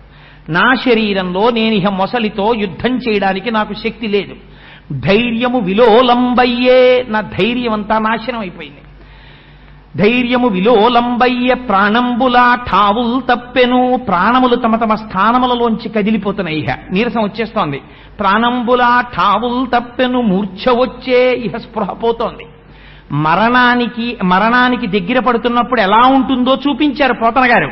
అందుకని మూర్ఛ వచ్చే తనువుండెన్, శరీరం అంతా డస్సిపోయింది. శ్రమం బయ్యడిన్, ఏం చేశానో తెలియదు కానీ విపరీతమైన అలసట. శ్రమం బయ్యడిన్, నీవే తప్ప ఇతప్పరం బెరుగా. నేనిప్పుడు ఈ గట్టు మీదున్న వాళ్ళెవ్వరినీ నమ్మను, నిన్నొక్కడే నమ్ముతున్నాను. నీవే తప్ప ఇతప్పరం బెరుగ మన్నింపందగున్ దీనునిన్. నేను పరమదీనుడనై ప్రార్థన చేస్తున్నాను. రావే ఈశ్వర కావవే వరద సంరక్షింపు భద్రాత్మక. వాడు ఎటువంటి వాడు రావాలి? ఎలా పడితే అలా వస్తే నేను ఒప్పుకోను. లోకంబులు లోకేశులు లోకస్తులు తెగిన తుది పెంజీకటి కావల యవ్వండేకాకృతి వెలుగు అతనినే సేవింతున్. ఈ లోకాలన్నీ లయమైపోయినప్పుడు, లోకంలో ఉన్న వాళ్ళందరూ వెళ్ళిపోయినప్పుడు, విపరీతమైన గాఢాంధకారం అలువుకుపోయినప్పుడు, సూర్యచంద్రులు కూడా లేనప్పుడు ఉండిపోయిన ఒక్కడెవడుంటాడో ఆ ఒక్కడు ఎవడున్నాడో వాడు బయలుదేరి రావాలి. వాడొచ్చి నన్ను రక్షించాలి. ఇన్ని కండిషన్లు పెట్టింది ఏనుగు. పెట్టి ప్రార్థన చేసింది చివర్లో. ఇప్పుడు 33 కోట్ల మంది దేవతలు లేచారట. ఇప్పుడు శరణాగతి చేసింది ఏనుగు. వెళ్ళాలి. ఎవరు వెళ్ళాలి? ఎవరిని పిలిచింది అందులో? ఓ సరస్వతి, ఓ బ్రహ్మ, ఓ శ్రీ మహావిష్ణువా, ఓ నారాయణుడా, ఓ శివుడా, ఏదైనా పోనీ ఒక పేరో ఒక వర్ణనమో ఒక రూపమో, ఓ చంద్రకళాధరుడా, ఓ నాగాంబరధరుడా, లేకపోతే ఓ నాగభూషణ, లేకపోతే ఓ గరుత్మంతుడిని వాహనంగా ఉన్నవాడా, లేకపోతే సరస్వతిని భర్తగా కలిగినవాడా, ఎవరిని పిలవలేదు అర్థం చేసుకోవడానికి. ఒక తత్వాన్ని చెప్పి వాడు రావాలంటోంది. ఇంతమంది ఆలోచిస్తే ఇప్పుడు మీరు జ్ఞాపకం పెట్టుకోండి. ఇప్పుడు ఉపాసన ఈశ్వరోపాసనం చేసిందా, సాకారంగా ఒక ఆకారాన్ని స్మరించిందా, నిరాకారాన్ని స్మరించిందా? ఏనుగు ఏ ఆకారము లేని పరంజ్యోతి స్వరూపాన్ని స్మరించింది. ఇప్పుడు రావాలి. ఎవరు రావాలి? అది సృష్టికర్తగా రావాలా, స్థితికర్తగా రావాలా, లయకర్తగా రావాలా? రక్షణ కోరుకుంటోంది కాబట్టి స్థితికర్తగా రావాలి. అందుకని ఇప్పుడు ఎవరు బయలుదేరి వెళ్ళాలి? అంతటా వ్యాపకతత్వం ఉన్నవాడు ఎవరుండాలో ఆయన వెళ్ళాలి. ఎవరా వ్యాపకతత్వం ఉన్నవాడు? శ్రీ మహావిష్ణువు బయలుదేరి వెళ్ళాలి. అంటే విష్ణు ఒకరు, శివుడు ఒకరు, ఇంతమంది ఉంటారా? పిలిచిన దానిలో లక్షణము విష్ణువుకు అన్వయమవుతోంది కాబట్టి విష్ణు స్వరూపంగా రావాలి. ఇది ఎలా రావాలి? విష్ణువు అంటే సర్వవ్యాపకుడు, అంతటా ఉన్నవాడు రావాలంది. అంతటా ఉన్నవాడు ఎక్కడ లేడు? ఏనుగులో లేడా, మొసల్లో లేడా, అక్కడ నీళ్లలో లేడా, భూమిలో లేడా, చెట్టులో లేడా, పువ్వులో లేడా, చావలో లేడా, అక్కడున్న ఇతర ఏనుగుల్లో లేడా? ఎందులో లేడు? ఎందులోనూ ఉన్నాడు. ఇందుగలడందులేడని సందేహము వలదు చక్రి సర్వోపగతుండెందెందు వెదకి చూచిన అందందే కలడు దానవాగ్రని వింటే. మరి అంతటా ఉన్నవాడు అక్కడి నుంచి లేచి ఓ ఒడ్డు నుంచి ఎందుకు రాకూడదు? అలా రాడు. ఎందుకు రాడు? కండిషన్ పెట్టింది. మొరగుల మొరలెరుంగుచు తన్ను మొరగువాడు ఆ వచ్చేటప్పుడు నా బాధ చూసి తనని తాని మరిచిపోయి రావాలన్నాడు. అందుకని మూలస్థానంలోంచి వచ్చాడు. ఎక్కడి నుంచి వచ్చాడు? అల వైకుంఠపురంబులో నగరిలో ఆ మూల సౌధంబుదాపల మందారవనంతరామృతసర ప్రాతేందు కాంతోపలోత్పల పర్యంకరమా వినోదియగువాపన్న ప్రసన్నుండు విహ్పల నాగేంద్రము పాహీ పాహీయన కుయ్యాళించి సౌరంభియ్యి. ఎక్కడో అలా వైకుంఠపురంబులో చాలా మంది పెద్దలు చెప్తారు. ఇక్కడ దాకా వ్రాసిన తర్వాత పోతన గారికి ఇంకా తర్వాత ఎలా ఆంధ్రీకరించాలో అర్థం కాలేదు. ఎవరు వస్తారు, ఎందుకు వస్తారు అర్థం కాలేదు. అర్థం కాక సంధ్యావందనం చేసుకొస్తారని భాగవతాన్ని అక్కడ పెట్టి వెళ్ళిపోయారు. వెళ్ళిపోయిన తర్వాత పోతన గారి వేషంలో రామచంద్ర ప్రభు వచ్చి ఈ పద్యాలు పూర్తి చేశారంటారు. అందుకని నిత్యపారాయణ యోగ్యతలో అంత శక్తి ఆ గజేంద్ర మోక్షానికి. తర్వాత పోతన గారు వచ్చి చూసి ఆశ్చర్యపోయారు అంటారు ఆ పద్యాల్ని. అలా వైకుంఠపురంబులో నగరిలో ఆ మూల సౌధంబుదాపల, ఎక్కడో వైకుంఠంలో ఆ రాజమహల్లో ఒక మూల ఉన్నటువంటి అమృత సరోవరానికి ఒడ్డున ఉన్నటువంటి చంద్రకాంత శిలలో చేయబడినటువంటి వేదిక మీద కలువ పువ్వులతో అమర్చబడినటువంటి పాన్పు మీద లక్ష్మీదేవి యొక్క కొంగు పట్టుకుని ఆడుకుంటున్నటువంటి స్వామి ఏనుగు యొక్క పాహీ పాహీ అన్న మాట తన చెవుల్లో పడిందిట. ఏది పాహీ పాహీ? తనని తాను మరిచిపోయి రావాలని ప్రతిజ్ఞ చేసింది. ఇప్పుడు ఎలా, ఎందుకు వస్తున్నాడు? భక్తుడి కోరిక నిలబెట్టడానికి వస్తున్నాడు. శరణాగతి అన్నది ఎంత గొప్పదో చూపిస్తోంది గజేంద్ర మోక్షం. ఈ శరణాగతి చెయ్యడానికి నీకు పూజా మందిరం అక్కర్లేదు. నువ్వు ఎక్కడ ఉండు, నువ్వు శరణాగతి చేసి చెయ్యొచ్చు ఈశ్వరుడికి. ఇది నిర్భయత్వాన్ని ఇస్తోంది గజేంద్ర మోక్షం. నువ్వేం బెంగ పెట్టుకోకు, నువ్వు ఎటువంటి స్థితిలో ఉండు. ఒక్కసారి పేరు పెట్టి కూడా పిలవలేదు. ఒక పేరు పెట్టి పిలవకుండా ఒక్కసారి తత్వ విచారణం చేసిన భగవానుడు వచ్చాడు. నువ్వు పిలవగలిగితే, శరణాగతి చెయ్యగలిగితే, నమ్మవలసిన వాణ్ణి నమ్మగలిగితే ఎందుకు రాడు భగవంతుడు? అభయం ఇచ్చింది మనకి గజేంద్ర మోక్షం. అందుకని ఎలా వచ్చాట? సిరికింజప్పడు శంఖచక్రయుగమున్ చేదోజి సంధింపడే పరివారంబును జీర డభ్రకపతిన్మన్నింపడు ఆకర్ణికంత రథం మిల్లము చక్కనొత్తడు వివాద ప్రోద్ధిత శ్రీ కుచోపరి చేలాంచలమైన వీడడు గజ ప్రాణావనోత్సాహి. ఆ వచ్చేటప్పుడు తనని తాను మరిచిపోయి రావాలండి. అందుకని సిరికించెప్పడు, లక్ష్మీదేవికి కూడా చెప్పలేదు ఎక్కడికి వెడుతున్నాడు. చెప్పకుండా శంఖచక్రయుగమున్ చేదోయి సంధింపడు. వ్యాసుల వారు మూలంలో రాసినప్పుడు గరుత్మంతుడి మీద బయలుదేరి వచ్చాడని రాశారు. పోతన గారు రాసినప్పుడు ఆంధ్రీకరించినప్పుడు అలా రాయలేదు. అందుకని సిరికించెప్పడు శంఖచక్రయుగముంజేదోజి సంధింపడు, ఏ పరివారంబును జీరడు. గరుత్మంతుడి మీదకి ఎక్కలేదు, ఏ పరివారానికి చెప్పలేదు, శంఖచక్రాల్ని చేతిలో పెట్టుకోలేదు. ఆ జుత్తంతా ముడివిడిపోయిలా పడిపోయింది, చివిదుద్దు వరకు వచ్చేసింది. ఆ జుత్తిలా పైకి తీసుకోలేదు. ఆడుకుంటున్న లక్ష్మీదేవి యొక్క పవిట కొంగుని కూడా విడిచిపెట్టలేదు. పెద్ద పెద్ద అంగలేసుకుంటూ వెళ్ళిపోతున్నాడు. పవిట కొంగు ఆయన చేతిలో ఉండిపోయిందేమో. పెద్ద ఆర్తితో పిల్లవాడి కేక వినగానే తండ్రి ఫైల్ రాసుకుంటున్నవాడు పెన్ను పట్టుకు పరిగెత్తుకెళ్ళిపోయినట్టు చేతిలో. పెన్నెందుకయ్యా పట్టుకొచ్చావు? దానికి ఏం అర్థం లేదు, పెన్ను పట్టుకున్నవాడు పట్టుకున్నట్టు వెళ్ళిపోయాడంతే. అలా లక్ష్మీదేవి యొక్క కొంగు చేతిలో పట్టుకున్నవాడు పట్టుకున్నట్టు పరిగెత్తుకెళ్ళిపోతున్నాడు. వెళ్ళిపోతుంటే ఇప్పుడు అమ్మవారి కొంగు చేతిలో ఉండిపోయింది, అమ్మవారు పరిగెడుతోంది. తమ వెంటన్ సిరి లచ్చి వెంట నవరోధ వ్రాతమున్ దాని వెనుక పక్షీంద్రుడును ధను కౌమోదికి శంఖచక్ర నికాయంబును నారదుండు ధ్వజనీకాంతుడు తావొచ్చి రొయ్యన వైకుంఠపురంబునన్ కలుగువా రాబాల గోపాలమున్. ఆ వెనకాతల ఇంకా తన వెంటన్ సిరి, ఆ వెనకాతల లక్ష్మీదేవి వచ్చేస్తోంది. లక్ష్మీదేవి వెనకాతల శంఖచక్రాలు వచ్చేస్తున్నాయి, గదొచ్చేస్తోంది, ధనస్సు వచ్చేస్తోంది. ఆ వెనకాతల నారదుడు వచ్చేస్తున్నాడు, విశ్వక్సేనుడు వచ్చేస్తున్నాడు, వైకుంఠంలో ఉన్నటువంటి పరివారం అందరూ వచ్చేస్తున్నారు. అందరూ కలిపి పరుగును వచ్చేస్తున్నారు. వచ్చేస్తుంటే పోతన గారు మనకి లైవ్ టెలికాస్ట్ ఇచ్చారండి. శరణాగతి చేసిన వాడి కోసం పరమాత్మ తీసేటటువంటి పరుగులు ఎలా ఉంటాయో మనకి చూపించారు. తాటంకాచలనంబుతో నటభుజద్ధమ్మిల్ల బంధంబుతో షాటీముక్త కుచంబుతో నృఢ చెంచెత్పంచితో శీర్ణలలాటలేపనముతో మనోహర కరాలగ్నోత్తరీయంబుతో అని కోటీందు ప్రభతో ఉరోజబర సంకోచ ద్విలగ్నంబుతోన్. అందరికన్నా కష్టపడింది ఎవరయ్యా అంటే మా అమ్మే. ఎందుకని పవిట కొంగు పట్టుకుని వెళ్ళిపోతున్నాడు.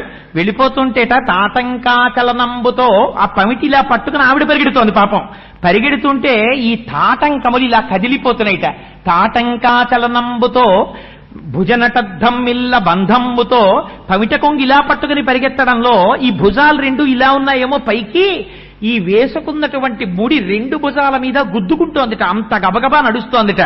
భుజనటద్ధమ్మిల్ల బంధంబుతో షాటీముక్త కుచంబుతో అమ్మవారి పవిట పూర్తిగా కప్పుకుని ఎలా ఉండాలో అలా కూడా లేదుట. అలా ఉండకుండా పవిట మధ్యలోకి వచ్చేసి అమ్మ ఎప్పుడూ వేసుకోని రీతిలో పవిట వేసుకున్నట్టు కనబడుతోందిట. అందుకని షాటీముక్త కుచంబుతో నధుడ చెంచెత్కంచితో అంత గబగబా వెళ్లడంలో నడుముకి పెట్టుకున్న వడ్డాణం వదులైపోయి కిందకి జారిపోతోందిట. గణ గణ గణ గణ గంటలు మోగేస్తున్నాయిట. ఆ నధుడ చెంచెత్కంచితో శీర్ణలలాటలేపనముతో అమ్మవారు అంగరాగములు పూసుకుంది. అవన్నీ చెదిరిపోయి చెమట్లు పట్టి కిందకి కారిపోతున్నాయిట. శీర్ణలలాటలేపనముతో మనోహర కరాలగ్నోత్తరీయంబుతో ఆ ముందు శ్రీ మహావిష్ణువు తీసుకెళ్లిపోతున్నటువంటి పవిట కొంగ ఆయన చేతిలో ఉండిపోయింది. రెండు చేతులు ఇలా అడ్డు పెట్టుకుని అమ్మవారు పరిగెడుతోంది. అందుకని ఆ కోటీందు ప్రభతో ఒక్కసారి కోటి చంద్రులు ప్రకాశించిన అందంతో ఉందిట. కోటీందు ప్రభతో ఉరోజభర సంకోచ ద్విలగ్నంబుతోన్ వక్షోజముల యొక్క భారాన్ని మొయ్యలేక నకనకలాడుతున్న నడువుతో నడుస్తోందిట. ఎందుకా మాట అనడం? ఆవిడ జగత్తుకంతటికి తల్లి కనుక, పాలు తాగి మనం బతుకుతున్నాం కనుక. అటువంటి అమ్మ అంత కష్టపడి పరిగెడుతోంది. ఆ రోజున పరిగెడుతుంటే ఇలా ఎప్పుడూ చూడలేదు శ్రీ మహావిష్ణువుని. ఇదేమిటి ఇలా వెళ్ళిపోతున్నాడు ఈయన? తను వెంచేయుపదంబు పేర్కొనడనాథ స్త్రీ జనాలాపముల్ వినెనో మృత్యులు మృత్యురించిర ఖలుల్ వేద ప్రపంచంబులన్ ధనుజానీకము దేవతానగరిపై దండెత్తెనో భక్తులన్ కని ఆ నారాయణుడేడి తెలుపుడని ధిక్కారించిరో దుర్జనుల్. అమ్మవారు అనుకుంటోందట మనస్సులో, ఎప్పుడు వెళ్ళిపోతుంటారట భగవంతుడు ఇలా ఎవరికి చెప్పకుండా చెయ్యకుండా పరిగెత్తే సందర్భాలు కొని చెప్పింది అమ్మవారు. ఎప్పుడు? తను వెంచేయుపదంబు పేర్కొనడనాథ స్త్రీ జనాలాపముల్ వినెనో. అన్నీ శరణాగతే. ఎప్పుడైనా ఆడవాళ్లు చాలా కష్టంలో ఉండి గోవిందా కృష్ణ అంటే ఇలా పరిగెత్తాడు ఒకసారి. ఇప్పుడు ద్రౌపదీ మాన సంరక్షణం కోసం పరిగెత్తాడు.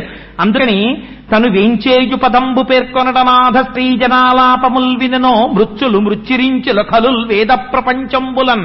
దొంగలు వేదాలను ఎత్తుకుపోయారేమో ఒకవేళ సోమకుడు మొదలైన వాళ్ళు, అప్పుడు మళ్లీ లోకాన్ని నిలబెట్టడానికి ఆయన పరిగెడుతుంటాడు. అందుకని మృత్యుల్ మృత్యురించిరో కలుల్ వేద ప్రపంచంబులన్ ధనుజానీకము దేవతానగరిపై దండెత్తెనో. ఒకవేళ రాక్షసులు దేవతానగరం మీదకి యుద్ధానికి వచ్చారేమో, భక్తులంకని నారాయణుడేడి తెల్పుడని ధిక్కారించిరో దుర్జనుల్.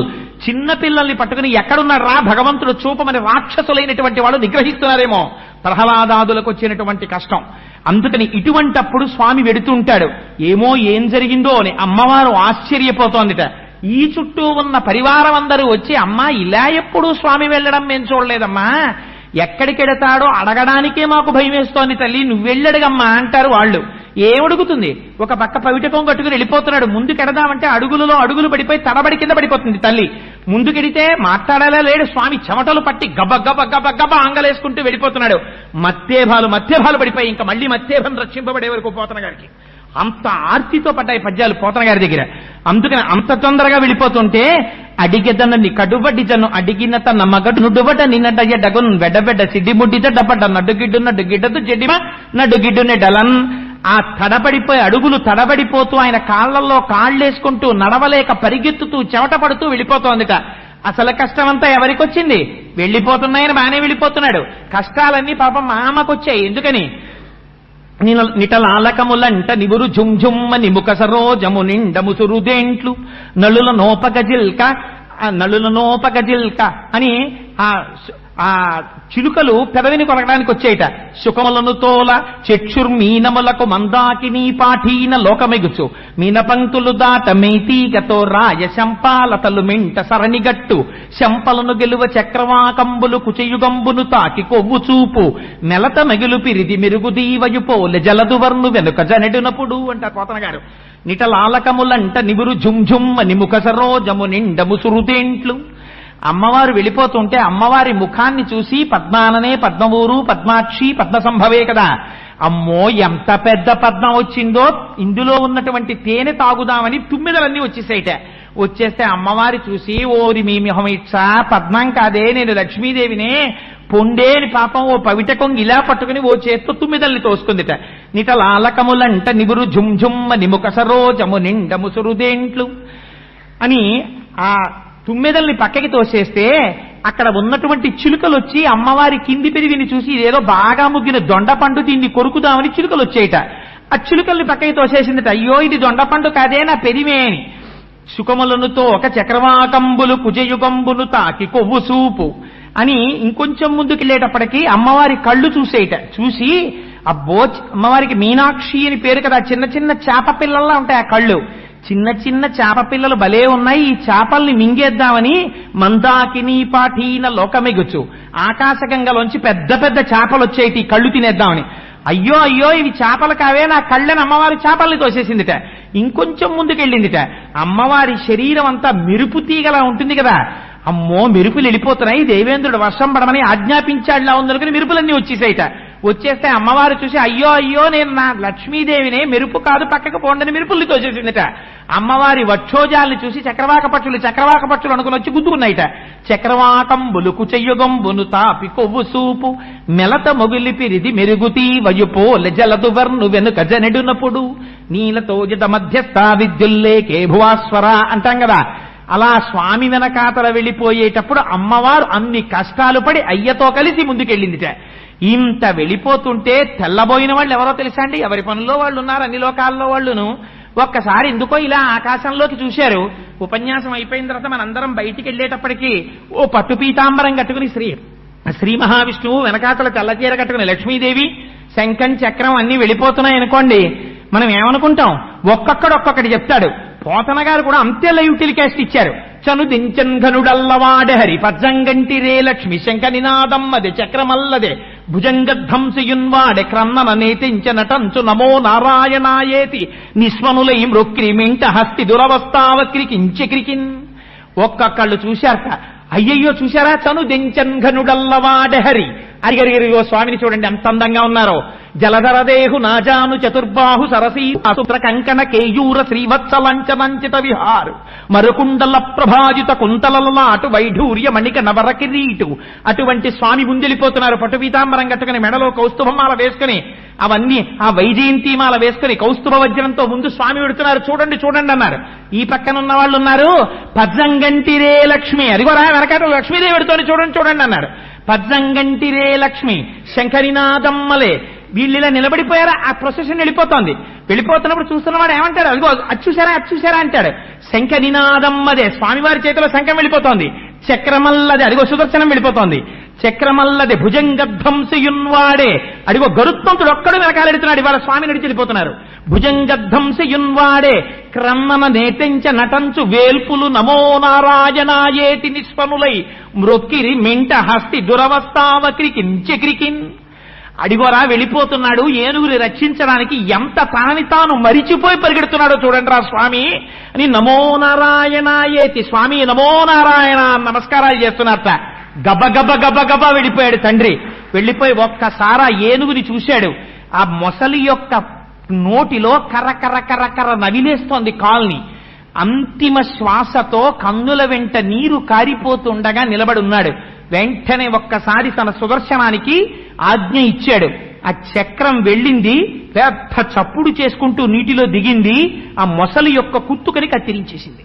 ఆ గొంతు తెగిపోగానే తన కాలు బయటికి తీసుకుని అడుగు తీసి అడుగు వెయ్యలేక ఒడ్డున కనబడుతున్నటువంటి స్వామిని చూసి ఒక తామర పువ్వు ఒకటి తొండంతో పట్టుకుని పైకెక్కుతోందిట ఏనుగు.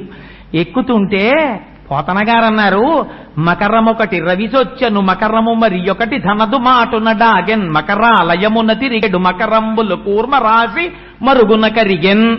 మకరం అన్న పేరున్నవన్నీ పారిపోయేట ఆ రోజున లోకంలో. ఎందుకని ఆ రోజున సుదర్శన చక్రం మకరం అంటే మొసల్ని చంపింది. మకరం అని ఇంకోళ్ళకి ఎవరికైనా పేరుంటే చంపేస్తుందేమోనని మకరం ఒకటి రవిజొచ్చెను. ద్వాదశ రాశుల్లో మకర రాశి అని ఒక రాశి ఉంది. ఆ రాశికి భయం వేసింది, అమ్మో చక్రం వచ్చి దీని పేరు మకర రాశి అని నన్ను చంపేస్తుందేమో అని సూర్యుల్లోకి పారిపోయింది. మకరం ఒకటి రవిజొచ్చెను మకరము మరి ఒకటి ధనదు మాటున డాగెన్. నవనిధులలో మకర నిధి అని ఒక నిధి ఉంది, అది కుబేరుడు చాటుకి వెళ్ళిపోయి దాక్కుందిట. ఇంకొకటి అక్కడ ఉండేటటువంటి మొసళ్ళన్నీ కూడా ఆదికూర్మం చాటుకి వెళ్ళిపోయి దాక్కున్నాయిట. ఎందుకని అది కూడా శ్రీ మహావిష్ణువు యొక్క స్వరూపం కదా, అందులో ఆదికూర్మం చాటుకి వెళ్ళి దాక్కున్నాయిట. అందుకని సృష్టిలో మకరం అని పేరున్నవన్నీ పారిపోయిట ఆ రోజున. మకరం ఒకటి రవిజొచ్చను మకరము మరి ఒకటి ధనదు మాటున డాగెన్ మకరాలయమున తిరిగెడు మకరంబులు కూర్మ రాజు మరుగున కరిగెన్ అని అన్ని మకరాలు వెళ్ళిపోయేట. ఆ పైకి నడవలేక పైకొస్తున్నటువంటి ఏనుగు యొక్క తొండానికి తన ఈ సాయం ఇచ్చి పైకి తీసుకొచ్చారట స్వామి. ఆ రోజున ఎంత దయాళువో చూడండి. ఇప్పటి వరకు ఇంటికి వెళ్ళిపోయిన వాళ్ళందరికీ ఈ విషయం తెలిసింది, సాక్షాత్ స్వామి రక్షించారట వీణ్ణి అని. ఇప్పుడు ఎక్కడెక్కడున్న వాళ్ళు, ఎలాగో వెళ్ళిపోతాడు, కొత్త ఆయన వస్తాడు కదా ఇన్ఛార్జి పోస్టులోకి అని చెప్పి సీనియారిటీ లిస్ట్ లో నెక్స్ట్ పేరున్నవాడు ఎవడో చూసుకుంటున్నవాడు, వాడితో సహా అందరూ మళ్ళీ పరిగెత్తుకుంటూ వచ్చారు. ఎందుకని బతికాడు, పైకెక్కేస్తున్నాడు ఒడ్డు మీదకి. ఇంతమంది పైకొచ్చారట. పైకొచ్చి తుండాలు కలుపుతున్నారు. కానీ ఏనుగు మాత్రం ఏం చేసిందంటే ఆ తామర పువ్వుని తీసుకెళ్లి శ్రీ మహావిష్ణువు యొక్క పాదముల మీద పెట్టింది. పెట్టగానే స్వామి తన అమృతహస్తంతో ఒక్కసారి ఏనుగుని తడివారు. ఎక్కడ లేని జవసత్వాలు మళ్లీ వచ్చాయి. ఇప్పుడు కూడా తన భార్యల యొక్క తొండములతో తన తొండాన్ని కలిపిందిట. కానీ ఎలా? ఇంతక ముందులాగా తుండంబుల పూరించుచు గండంబుల చల్లు కొనుచు గలగలరవముల్ అవి లేవిప్పుడు. మీరెవరో నేనెవరో, మీకు నాకు రక్షకుడెవరో, ఎవడి పాదములు పట్టుకోవాలో ఎవరిని ఎంతలో పెట్టాలో నాకు తెలుసు. వారి ముందు మీరు ఎవ్వరూ ఏమీ కారు, ఆయన తర్వాతే మీరు అని అస్తమానం అనక్కర్లేదు, ఇక్కడుంటే చాలు అని లోపలనుకుని పైకి చేతులు పట్టుకుందిట. షేక్ హ్యాండ్లు ఇచ్చింది. అందుకని తొండంతో తొండం చుట్టడం అంటే ఇంటికి వచ్చిన వాళ్ళందరికీ షేక్ హ్యాండ్లు ఇచ్చింది. పాపం ఇచ్చి పైకొచ్చింది, సాయుజ్య మోక్షాన్ని పొందేసింది అన్నారు. అంటే ఆ ఏనుగులో ఉన్నటువంటి జీవుడు సాక్షాత్ చతుర్భుజుడైన శ్రీ మహావిష్ణువు ఎలా ఉంటారో అటువంటి స్వరూపాన్ని పొంది ఆయనలోకి కలిసిపోయింది అన్నారు. కలిసిపోతే చనిపోయిన మొసలి పరిస్థితి ఏమిటి? అందులోంచి గంధర్వుడు వచ్చాడు. ఆయన పేరు హూహు. ఆయన పైకొచ్చి స్వామిని స్తోత్రం చేసి గంధర్వలోకానికి వెళ్ళాడు. గజేంద్ర మోక్షంలో మీరు గమనించవలసిన రహస్యం అంతా ఇక్కడే ఉంటుంది. ఎందుకని ఎవరి ఏనుగు అని అడిగారు. ఏమండి ఇన్ని కోట్ల ప్రాణులు చచ్చిపోతున్నాయే, ఎవ్వరూ కూడా ఇలా అనలేదే, శ్రీ మహావిష్ణువుని కాని భగవంతుణ్ణి కాని ఉద్దేశించి స్తోత్రం చేయలేదు కదా, ఇంత గొప్ప శరణాగతి చేసిన ఈ ఏనుగు ఎవరు? పూర్వపుణ్యఫల దివ్య జ్ఞాన సంపత్తితో. ఏమండి మనకు మోక్షం వస్తుందా, అయ్యే ఎందుకండి పూజలు అంటుంటాడు. మోక్షం వస్తుందా అని అనకు, నూరంతా తెరవక్కర్లేదు. నువ్వు ఈ జన్మలో మొదలుపెట్టు. ఒకసారి కైంకర్యం పూజ మొదలు పెడితే ఇది వచ్చే జన్మలో నీకు ఉపయోగపడచ్చు. ఈ ఏనుగు ఒకనాడు పాండ్యదేశాన్ని పరిపాలించిన ఇంద్రద్యుమ్న మహారాజు గారు అష్టాక్షరీ మహామంత్రాన్ని అనుసంధానం చేద్దామని రాచకోట విడిచిపెట్టి ఊరు బయటకొచ్చి ఓ కొండ మీద కూర్చుని రాజుగారు పాపం ఆ మహామంత్రాన్ని ఉపాసన చేస్తున్నారు. ఉండగా అక్కడికి ఎవ్వరూ ఊహించనటువంటి రీతిలో కలశజుండ చోటికి వచ్చి లేవక పూజింపక ఉన్న మౌనికని నవ్యక్రోధుడై మూఢా లుబ్ధకరీంద్రోత్తమ యోని పుట్టుమని శాపంబిచ్చ భూవల్లభ ఒకనాడానృపుడచ్యుతున్మనములో నూహించుచున్మౌని అయి ఎకలంక స్థితియున్నచో. ఆ రాజు అక్కడ కూర్చుని మౌనంగా అష్టాక్షరీ మంత్రాన్ని జపం చేసుకుంటుంటే అగస్త్య మహర్షి వచ్చారు. నేను అష్టాక్షరీ మహామంత్రాన్ని అనుసంధానం చేసుకుంటున్నాను, అగస్త్యుడు వస్తే మాత్రం లేవడం ఎందుకు? లేవలేదు ఆ ఇంద్రద్యుమ్న మహారాజు గారు. మీరు ఎంత పూజ చేసుకుంటూ ఉండండి, పూజ కన్నా గొప్పది ఇంటికి భాగవతులు రావడం. అసలు ఇంట్లో కార్యం నెరవేరిందని గుర్తు ఏమిటో తెలుసా? ఇంటికి శుభం జరుగుతుంది అని గుర్తు ఎప్పుడు అంటే, ఇంటికి శుభం జరుగుతుంది అని గుర్తు మహాత్ములైన వాళ్ళు ఆ ఇంట్లో అడుగు పెట్టినప్పుడు.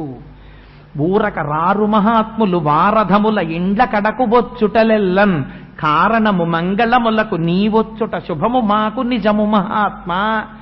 ఆయనే అనవసరంగా అదే పనిగా తిరిగేవాడు కాడు, ఎందుకో వచ్చాడు. ఆయన రావడం నీ ఇంటికి మంగళప్రదం.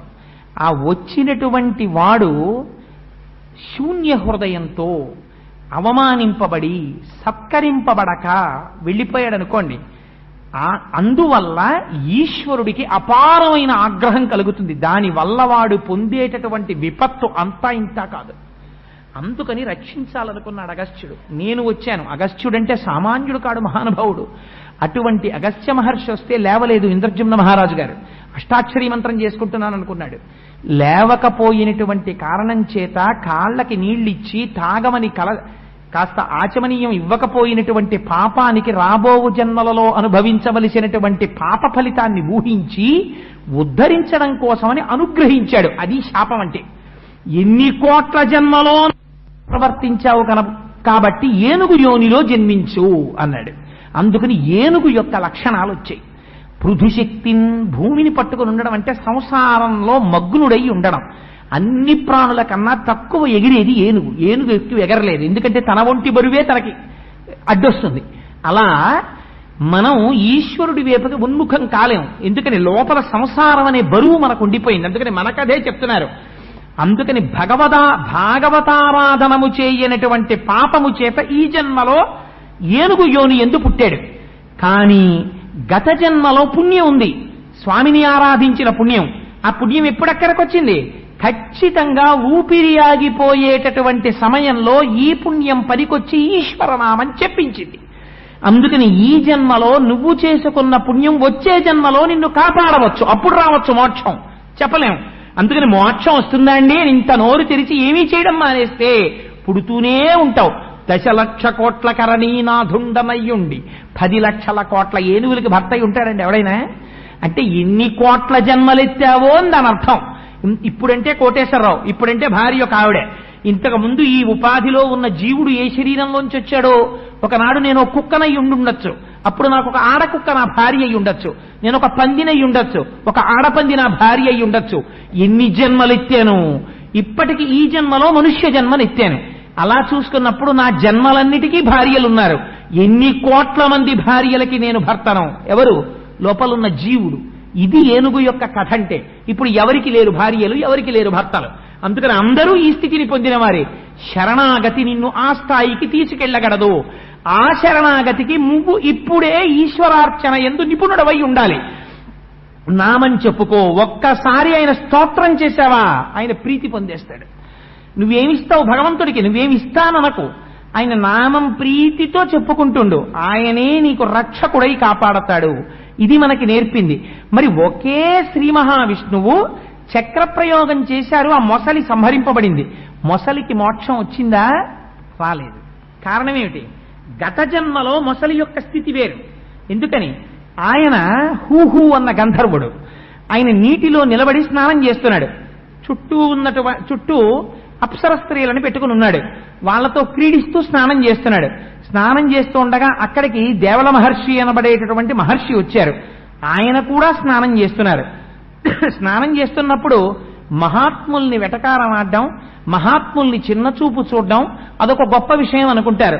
చూడాయన పంచి ఎలా కట్టుకున్నాడో, చూడాయన ఎలా మునుగుతున్నాడో, ఆ డొక్కల్లో ఎముకలన్నీ బయటికి వచ్చేసి లోపల గట్టిగా కోస్తే 5 కేజీలు మాంసం ఉండదు, పెద్ద మహర్షి చేతిలో ఓ దండం పట్టుకుని ఎలా మునుగుతున్నాడో చూడు అని వెటకారం ఆడుతున్నాడు.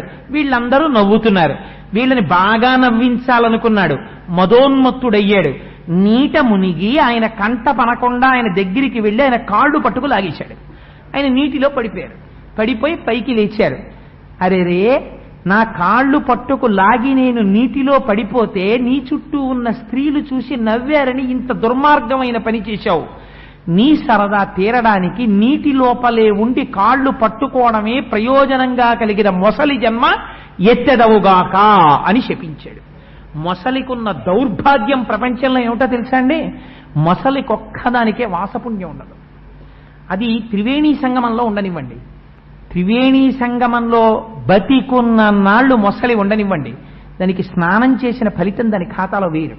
ఎందుకు వేరో తెలుసా? నీళ్లల్లో ఉంటుంది కానీ శరీరం అంతా నీళ్లల్లో పెట్టి ముక్కొక్కటే పైకి పెట్టి దాని పని ఏమిటంటే ఎవరు నీళ్లల్లో దిగురుతున్నారు, ఎవరిని పట్టుకుందాం, ఇదే ఆలోచన పెట్టుకుని ఎప్పుడు నీటి అడుగు నుంచి వచ్చి ఎవరి కాలు పట్టుకు లాక్కెళ్ళిపోదామని చూస్తుంటుంది. మనస్సులో ఉన్న పాప ప్రవృత్తి చేత పైనున్న ఉపాధి త్రివేణీ సంగమంలో ఉన్న మొసలికి మాత్రం ఇహ పుణ్యం రాదు. అందుకని అంత భయంకరమైన జన్మనిచ్చారు. ఎక్కడ పడ్డాడు? వెళ్ళి త్రికూటాచల పర్వతం మీద ఉన్నటువంటి సరోవరంలో పడ్డాడు. ఎప్పుడు నీకు మళ్ళీ శరణం అంటే చక్రధారలకి నీ గొంతు తెగిపోవాలి. తెగిపోతే నీకు మోక్షం అన్నారు. నువ్వు ఈ మోక్షం కాదు, మోక్షం ఇవ్వరు. ఎందుకని? గత జన్మలో పుణ్యం కాదు, ఈశ్వరనామం కాదు చేసింది. ఇంద్రద్యుమ్న మహారాజు గారు చేశారు, మోక్షం వచ్చింది. నువ్వు అపచారం చేశావు. అందుకని మళ్ళీ పూర్వం ఏ స్థాయిలో ఉన్నావో అక్కడికే పెడతావంతే. అందుకని విష్ణు దర్శనం అవలేదా? అయింది. హూహూకి స్తోత్రం చేశాడు, అయినా మోక్షం వచ్చిందా? రాదు. మళ్ళీ హూహూ అవుతాడంతే. అయ్యి ఎక్కడికి వెళ్ళాడు? మళ్ళీ గంధర్వలోకానికి వెళ్ళిపోయాడు. ఎంత చేసుకున్న వారికి అంత. అందుకని 1000 నామాలు వచ్చాయి. సహస్రనామాలు రావడానికి కారణం ఏమిటి? ఆర్తితో నువ్వు చెప్పుకోగా చెప్పుకోగా చెప్పుకోగా ఎక్కడో అక్కడ ఈ పుణ్యం నిన్ను కాపాడుతుంది. అందుకని వచ్చాయి సహస్రనామాలు, ఇన్ని రూపాలు. అయితే నామరూపాలు ఎందుకు పరమాత్మకి? అందుకని హూహూ మళ్ళీ గంధర్వుడై వెళ్ళిపోయాడు. ఇన్ని ధర్మ సూక్ష్మాల్ని మనకి చెప్పి ఒక విషయం చెప్పారు. సాధారణంగా భాగవతంలో ఎక్కడైనా ఫలస్థుతి చెప్తే దాన్ని పుస్తకాన్ని వ్రాసినటువంటి వారు ఎవరున్నారో వారు చెప్తారు. ఇది చదివితే ఈ ఫలితం వస్తుందని చెప్పారు. కానీ అపారమైన కృప వహించి గజేంద్ర మోక్షానికి మాత్రం సాక్షాత్తుగా శ్రీమన్నారాయణుడు ఫలస్థుతి చెప్పాడు. ఎంత గొప్ప ఫలస్థుతో చెప్పి తెలుసా అండి?